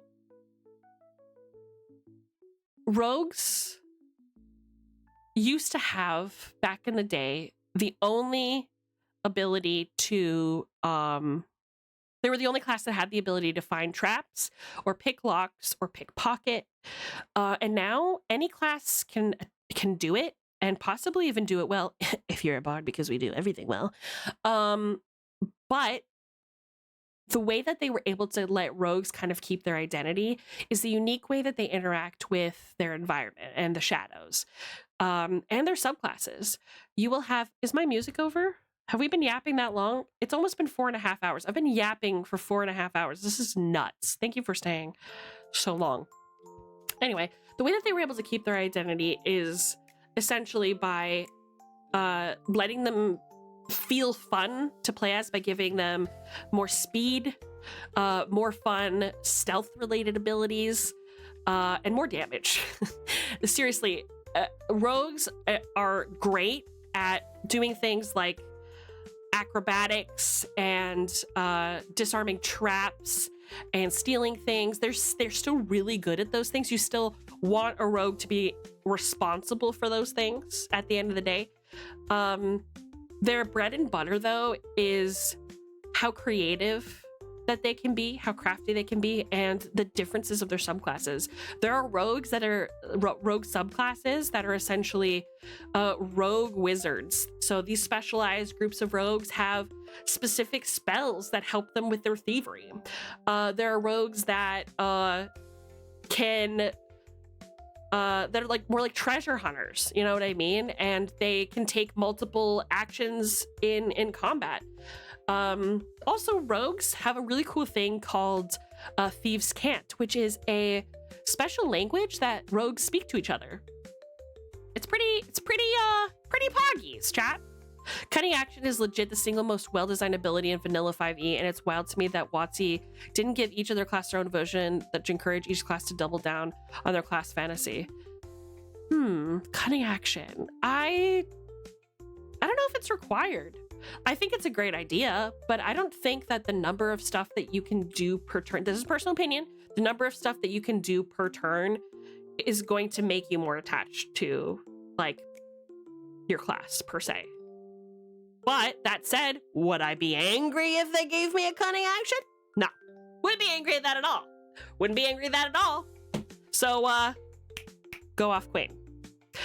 Rogues are often charming or mysterious. I didn't read the one before that, but we'll get there. So they can be smooth-talking swindlers or brooding assassins. They often carry an air of intrigue or danger. So think Han Solo, he's absolutely a rogue. Morally gray or unpredictable. Many rogues walk the line between lawful and lawless. They're often guided by more personal codes than societal rules. Absolutely. They aren't necessarily just in it for themselves, but they place themselves pretty high. It's often, I find, when dealing with people who play rogues in the party, it's very difficult to kind of get a beat on moralistically where they are. But you can always put your money on, if anything is described as being valuable or expensive, they are going to swindle it. They're going to find a way to swindle it, and they're going to cause problems about it. So just be ready. Now, if you're hearing this and you're like, I want to be that guy, roll a rogue. It's great. Why should you play a rogue? If you love precision and control in combat, so sneak attack. The damage that you get by hiding and then hitting a guy when he can't see you is fucking crazy. It's called sneak attack. It lets you deal devastating damage. And I'm talking, you're dropping a lot of dice. So this whole thing about the Rangers, you know, getting too many attacks and being too dangerous, it just adds fuel to the fucking fire. You know what I'm saying? It really does, because you have rogues out here stabbing people for 21 a pop. Just because they're hiding behind the slushy machine. That's all I have to fucking say. Anyway, if you want a roleplay character that has secrets, or kind of edgy, maybe you're a noble spy or a street thief, maybe you're a contract killer. Assassins are a great one. You know, rogues thrive in those kind of scenarios. if you want to be a skill master, rogues are skill monkeys. They absolutely have a plus something in every single skill. Remember the skills that we talked about earlier? Athletics, acrobatics. Rogues are a jack of all trades in that way. Rogues and bards are very, very good skill monkeys. All of them have a way of accomplishing virtually any task. Both of them are roguish. Astarion, a great example. Yes, he is a rogue. Yep. 5.5 rogue is also real good because you can cast your sneak attack dice in to do cool stuff like trip and stuff instead of just chucking a bucket of dice at a mob. That is pretty sick. Yeah. Maybe they did that right. I don't know. See, here's the thing. Some of the classes they did good, you know? And some of the classes they did real fucking dirty. Okay? Some of them they did real fucking dirty, and I'm not ever gonna forget that. 5.5. I'm never gonna let you live that fucking down. Not until you fucking revise that shit like we talked about, okay? You revise that shit, and then it's not on site anymore. Then you don't have to catch this fucking smoke, okay? Anyway, they're really skilled. If you want to play a character that likes to outsmart enemies rather than just overpowering them, like combat isn't just about swinging your weapons, it's about being cunning and coy. Rogues are great for that. Another great example is if any of you enjoy Acquisitions Incorporated, which is the very first live Dungeons and Dragons game that was sponsored by Wizards of the Coast, aka Dungeons and Dragons, that stars the cast of Penny Arcade. It's a favorite of mine, so I suggested if you haven't already started it. But there's a character there by the name of Viari, and he plays a rogue, and he is the very definition of a rogue. And let me just say, rogue and bard, it's like, you know that Predator handshake where there's two overly muscular men, you know, slapping hands together and their muscles are bulging. It's that picture, but one arm is bard and the other one is rogue. They kind of serve the same purpose, except bard is better. All right, what's next? Sorcerer! The magical girls of this world. Dungeons and Dragons Sorcerer is a spellcaster whose magic comes from within. It's natural. It is often chaotic. It's a chaotic force born from their bloodline, or maybe an accident, or it's innate talent. Sorcerers do not study magic, they are magic. Their personalities tend to be confident, charismatic. That sounds like Bebe to me. Many sorcerers have a magnetic presence, born of their raw, uncontrollable power and inner fire. They can be rebellious, free-spirited, absolutely Bebe. With magic that flows from their emotions or their instincts, sorcerers often defy structure, rules, and rigid thinking. So a mage college is no place for a sorcerer. They get bored very fast. They already know all that shit. Oh my god, Argus, look, it's me! Exactly. Impulsive and intense. Absolutely, Bebe. Their power can surge or explode unpredictably, and their personalities may reflect that volatility. Sometimes they can be isolated or misunderstood. Some sorcerers wrestle with being different. They can be haunted by power they didn't ask for and can't fully control. Imagine being God's favorite and not liking it. I can't relate, said Bebe. Driven by identity. Sorcerers often grapple with why they have magic and what it means. They often make self-discovery a big part of their journeys. So a lot of the times when I've seen a sorcerer get played, you have like the dragon sorcerer who have like draconic bloodlines inside them, and that shows up sometimes in scales all over their body of various colors, and the ability to literally breathe fire or acid or cold or whatever dragon breath is associated with the color of the dragon that fucked some sort of ancestor, right? But a lot of sorcerers don't know much about their ancestry, and that bothers them. It's like, yes, I'm the child of God, but what does that mean? What does that do for me, right?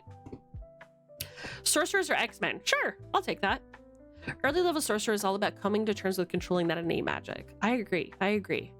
Look, you may be hot, but please stop setting us on fire. Don't tell her what to do. Don't tell Bebe what to do. Stop standing in the way. Exactly. Tell him. Go off. Drag him. Drag him. Listen, tanks adjust. Adjust, tanks. That's all I have to fucking say. That's not her fault. You're so right. I was being too kind. Exactly. Why should you play a sorcerer? Well, first of all, in Bebe's words, why wouldn't you? Why wouldn't you want to be me, is what she's saying. If you love spellcasting with style and spontaneity, sorcerers wield fewer spells than wizards can, but they can bend them with things called metamagic to add cool effects. So sorcerers, because their magic doesn't come from study, they get to be more creative, because you're talking about creatures that are like half fairy and half dragon or half god or something. I don't know, something crazy, right? They get their magic from their blood. So because they don't need to worry about the study aspect, they're kind of like the artists of the magical world. They go, okay, well, I can use fire. I'm going to use this to burn someone for longer. So if you have a fireball spell, maybe it can do more damage because of that. Or maybe you can just use fireball without uttering the spell, like the words of the spell. Or maybe you can double cast fireball, so you can cast it twice. That's what we call metamagic. Sorcerers get these points that they can use, kind of like how the monks have the key points where they can do 20 attacks per round. Sorcerers can use their metamagic points. I think it's only once per turn. Pretty sure it's once per turn, but they use these points to do special cool shit with the cool shit that they can already do. Everybody wants to be them, everybody wants to look like them, and everybody wants to be around them, right? Sorcerer is the only person who can chuck a fireball in the middle of your party and choose not to hit their allies. Well, I mean, no, evocation wizards can do it too, but I see what you mean.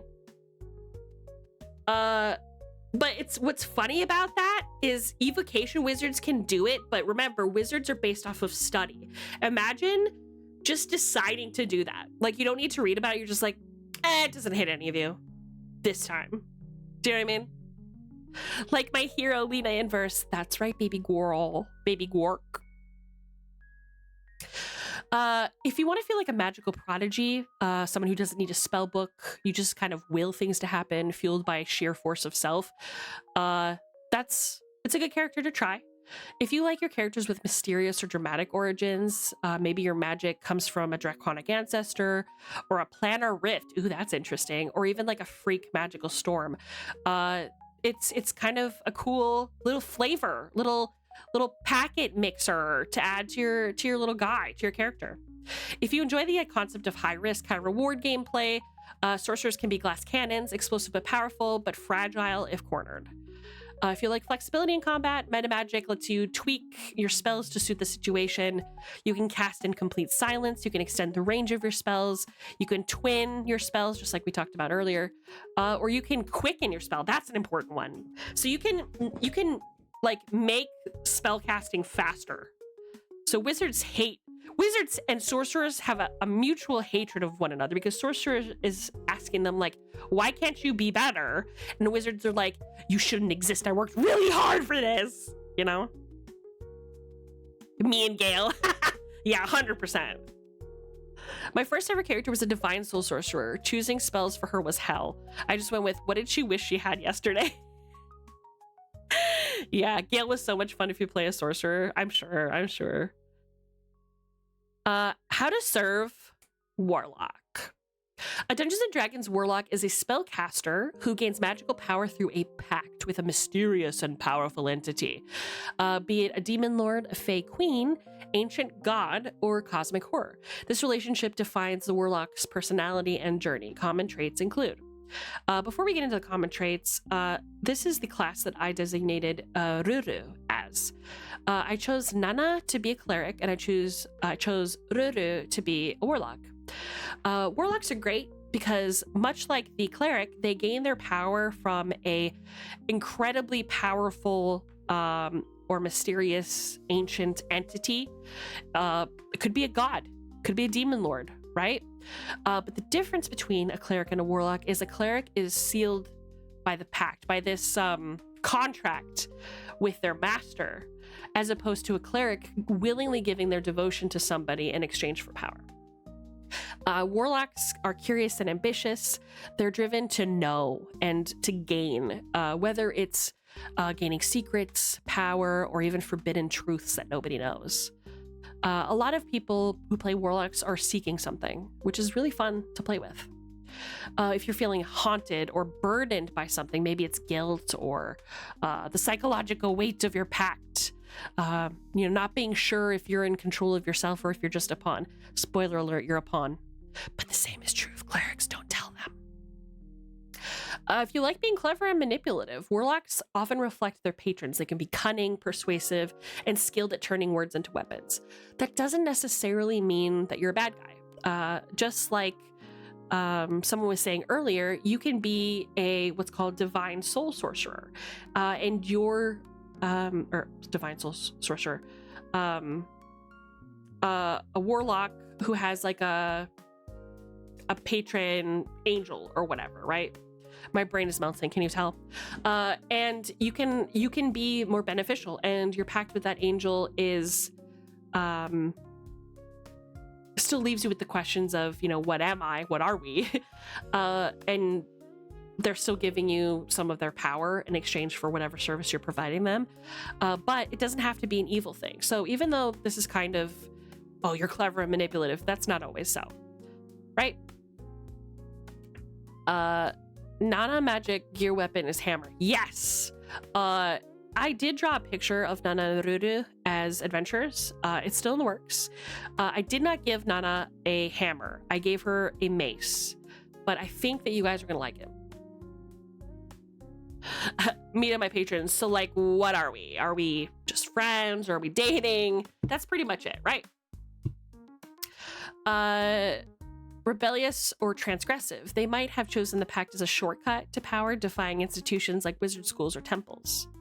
Or maybe it just was an option for them. A lot of warlocks maybe made a pact because they live on a plane of existence that temples don't exist or wizard schools don't exist. And the way that you get power is by making a promise with somebody. And that's all they know. They're often mysterious and enigmatic, though. So whether they're feared or revered, warlocks often leave others wondering who or what they really serve. And the answer to that is Kant, ladies and gentlemen. They serve Kant. Never forget that.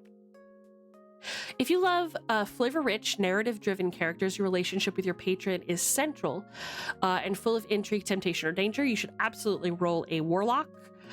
If you like focused, high-impact magic, so warlocks don't get a lot of spells that they can cast in combat, but they always hurt.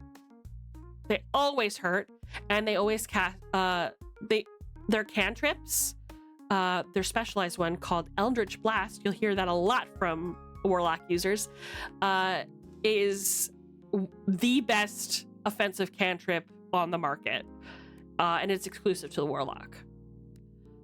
If you like customization, through Eldritch invocations, pact boons, and patron choices, warlocks can be sneaky, blast happy, utility focused, or martial.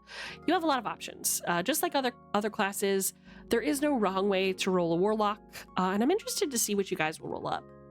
If you like morally complex characters, whether your patron is benevolent, sinister, or something in between, you're always walking a fine line. If you want to mix arcane power with personal struggles, for example, every warlock has a story behind their power and the consequences waiting to surface. There's always kind of a dark edge to warlocks, I find, and I have yet to find somebody who plays a warlock completely free of any sort of dark intrigue. It's almost like rules as written, that it's required that there's some sort of weird relationship between your patron and you, almost like one of you is holding the whip and one of you is under its blows. But there's an exception to every rule. Oh shit, no, spoilers, no. No, spoilers no. I didn't come up with a picture for the artificer, and I ruined it. Hold on, I'm gonna fix that right now. I'm so bad. I'm so sorry about today. I wish I could have spent more time on this. I'm so sorry. I'm so sorry. I really did my best with the time I had. I didn't know. I didn't know what I was doing today, chat, and I'm really sorry. But I'm gonna fix it for you right now, chat. You're doing great. Yeah, okay. This is the worst. I'm ashamed of this stream. I'm ashamed. I hope I got, at minimum, at least, all the info that I needed to out there. I hope that I made everybody feel a little bit better about trying Dungeons and Dragons at minimum. That's the goal here. It doesn't matter at the end of the day how stupid I feel. Because I love Dungeons and Dragons and I want to share that joy with you, regardless. All right, let's talk about how to serve Artificer. How do you serve it, chat? An Artificer is basically an inventor. They're a master of invention and arcane engineering. They blend magic with mechanical devices and gadgets, magical tools. Yeah. Oftentimes, people who are artificers are inventive and creative.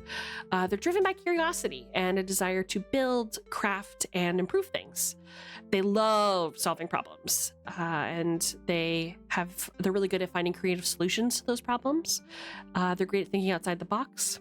They're very detail-oriented and methodical, whether designing intricate mechanical devices or carefully crafting magical items.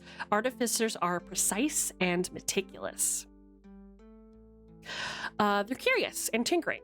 They often have an insatiable desire to learn how things work or how they can be improved. Pragmatic and resourceful.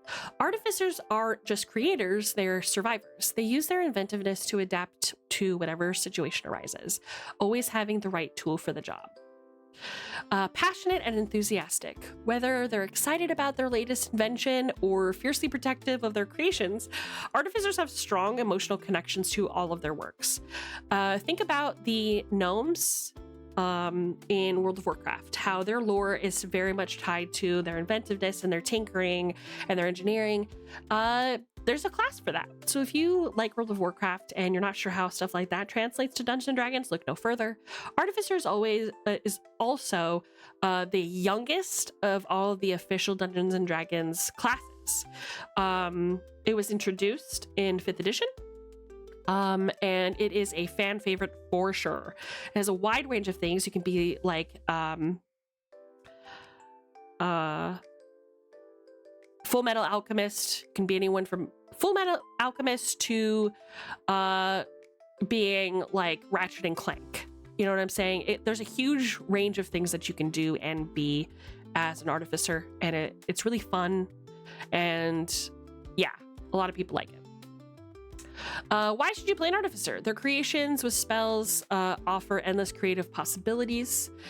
They craft magical items, they can build mechanical devices, and they get to enjoy a mixture of spell casting and mech stuff. So I would argue potentially that Ebel, our friend Ebel, Kitten of Ebel, is probably not a warlock. More likely, he's either a sorcerer or an artificer. Because, at least I think, Ebel, it loves like mechs and stuff. And that being the case, I feel like he would thrive in a situation that he can be inventive and creative with his spells and his little devices, his little trinkets, for his trinkets. Artificers can heal, deal damage, and offer support in a huge variety of ways with specialties in things like explosives, alchemy, armor, etc. If you want to play an inventor, just straight up. If you want to be a brilliant engineer, potion master, or even somebody who makes armor, you could be versatile and imaginative problem solver, right? Deep customization, just like with all the other classes, subclasses make you special. You can do alchemist, an artillerist, which is like guns, battlesmith, which is creating like big things of armor or mechs, stuff like that. Artificers let you specialize in different aspects of magical invention, whether crafting bombs, creating magical constructs, or enhancing weapons. So pretty poggies, chat. Now there's only one left. We left somebody out. Do you know what I'm saying? Let's talk about our last class. Okay? The Bard. That's right. That's right. Congratulations. This is the best class in history. Oh my god. I really misspelled congratulations. Congratulations. So you guys tell me if I match this aesthetic or not. I feel that I do.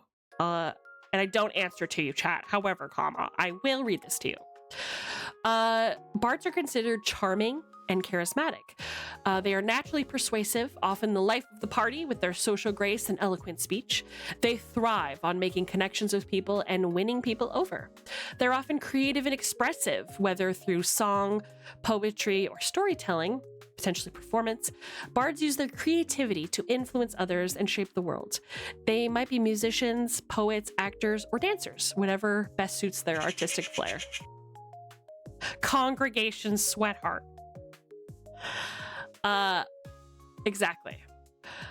They are resourceful and adaptable. So bards are masters of many talents. They like using their vast knowledge and skill set to adapt to different situations. They can be healers. They can do crowd control.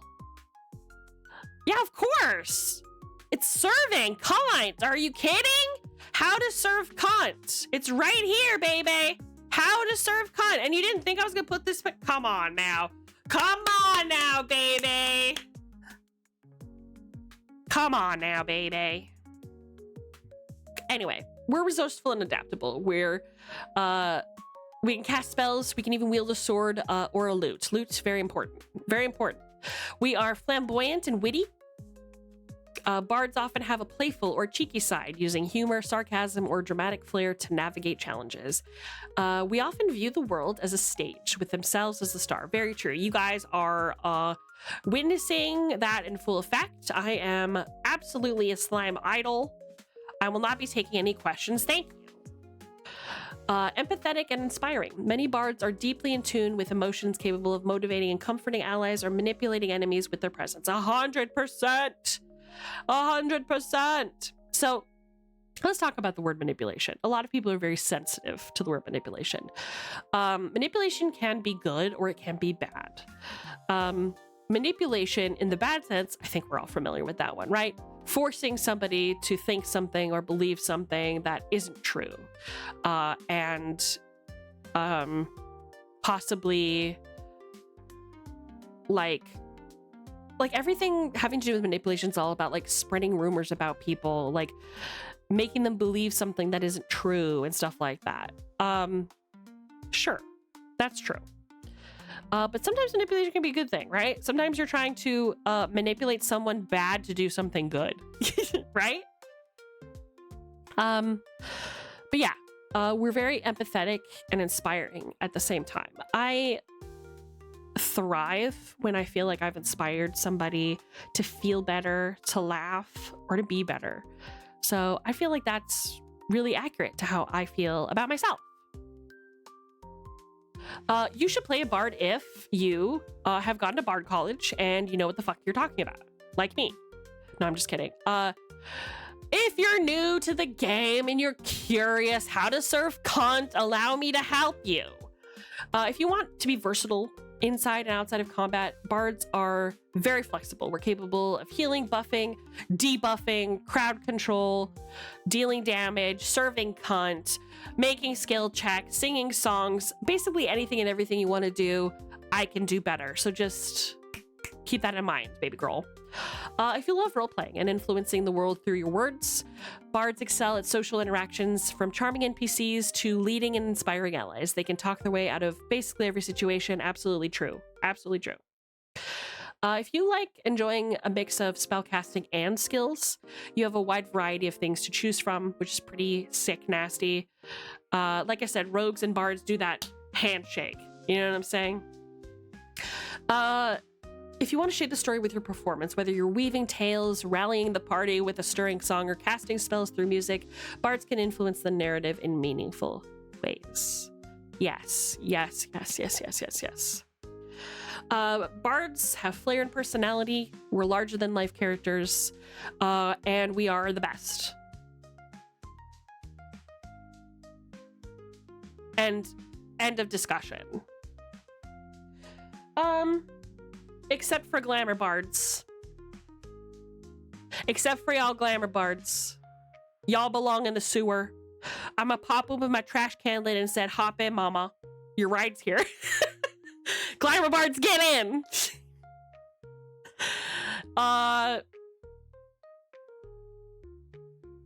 Esme doesn't like those talentless hacks. It's true. Listen, glamour bards, come here. Come here, glamour bards. Bring it in. The only reason people like playing as you is because they're not charming enough to come up with a way to use their natural persuasion to get through scenarios, okay?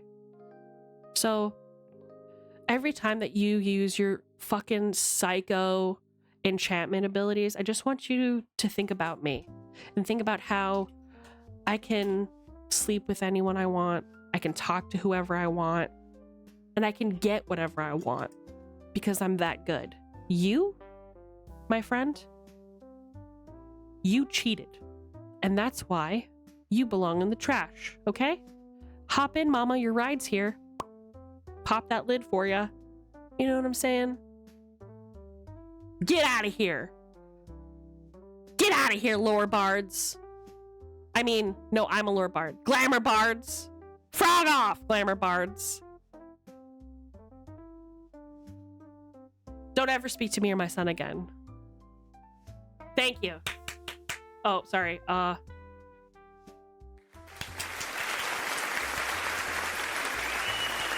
Thank you.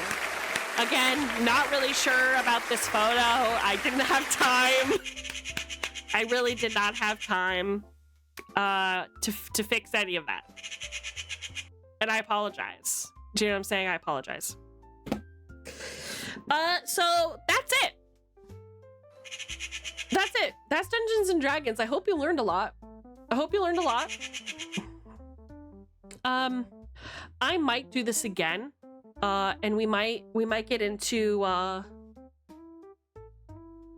some shit that is a little bit deeper than the way that I hit it. I'm not proud of the way things went today, but I feel like despite the odds, I did a good job. And you know what, chat? End of the day, this is my birthday week. My birthday is this week. Are you really gonna judge me? My birthday week? Are you? No way. Thank you. Oh my god, I'm so embarrassed. Thank you so much. Speech. I just want to thank me. I just want to thank me for being the best, for doing the most. As you can see, Digital Dryad is giving us the paladin treatment. Very judgmental, very stuck in her ways. You know, it's like I said. Anyway, so what do you guys think? Did you guys find a class that you feel closest to based on what we talked about? Are you inspired to make your own characters? I hope so. I know that this wasn't the best that I could have done. I know I could have done better. But next time I'll be more prepared and it'll be a lot more me. I just wanted to talk about something that is really easy for me to get into and something that I'm really passionate about. This is really fun to listen to. I'm so glad you feel that way, Dealey. Thank you for being here. And thank you for everybody who has so far taken part in the Envirothon. Piranha, I saw that you got a little bag. Thank you so much. Thank you very, very much. I really, really appreciate you getting involved. We have 101 bags now, I believe. which is fucking huge. Which is fucking huge. You know, I talked about at the beginning of this how when I wanted to make a community, I wanted to make the Harpers, but in real life. And I wanted to make it my own guild and my own spin. And I never thought that I would be the real life equivalent of the leader of the Harpers, but I am so proud to be. I'm so proud to be. I hope that you're proud of yourselves as well, because you did it. You did all of this work. You contributed. You are making this, you're making the world a better frogging place, you guys. And I'm so happy to be in it with you. Thank you for your patience with me today. I was really overwhelmed when I started stream today. Like I said, the unpreparedness plus all the tasks I had to do today. I was so out of it. But I hope you had a good time. I hope you learned something today. I hope you feel closer to me as well, because Dungeons and Dragons is something that, as you can tell, I happen to be very passionate about. We're making the world a better place. You're damn right! I know that's right! I had fun listening in. Thank you, Fun Fun! Thank you for being here! Thank you, my loves. It's been a fun stream. I learned some new stuff for D&D myself from the stream, so you did great. Oh, I'm glad. I'm really glad. It's tough. It's tough. You never know. You never know how people are going to feel when you do these kind of yap sessions, but I'm glad you guys are cool like that. And it seemed like everybody was really excited to talk about it, which is poggies out of control. It means I raised y'all right, for real. Now, we have a couple options here. Seal is playing Sonic Unleashed, whatever that is. Swamos is playing Mega Man. We have Starfire playing Tiny Glade. She's our D&D friend. Who else we got?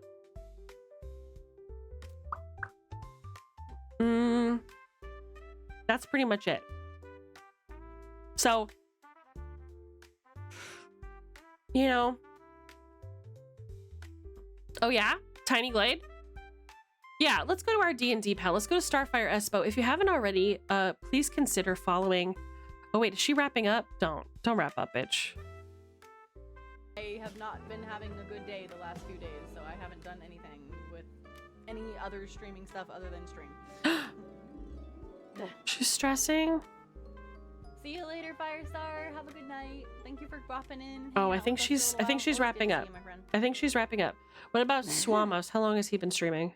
42 minutes. We're in a good spot. Oh. What about Seal? Ads. Okay, Swamos it is. We love our Swamos. He's famous. So I am ordering you as your magpie mother. I'm ordering you as your magpie mother to descend upon him like a great mass and peck him and cack at him with all of your frog and might for real. I mean that shit. I fucking mean that shit. Use this raid message here. Copy it. Oh, you can't because... you can't! Because I turned my bot off because I didn't want to be interrupted again. One moment, please. Anyway, I still wish for you to descend. 1 second. My bot's almost back. Give me 1 second, chat. Almost!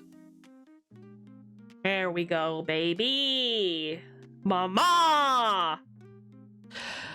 Okay. Give her a shit. Try it now. Try exclamation point rage.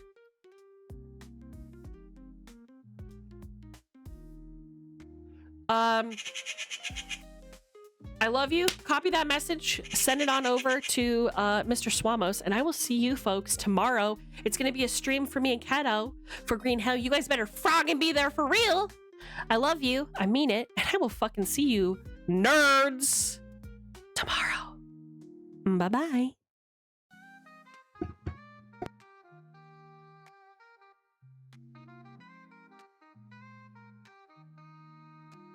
Me, not the... You tried to kill me. Oh.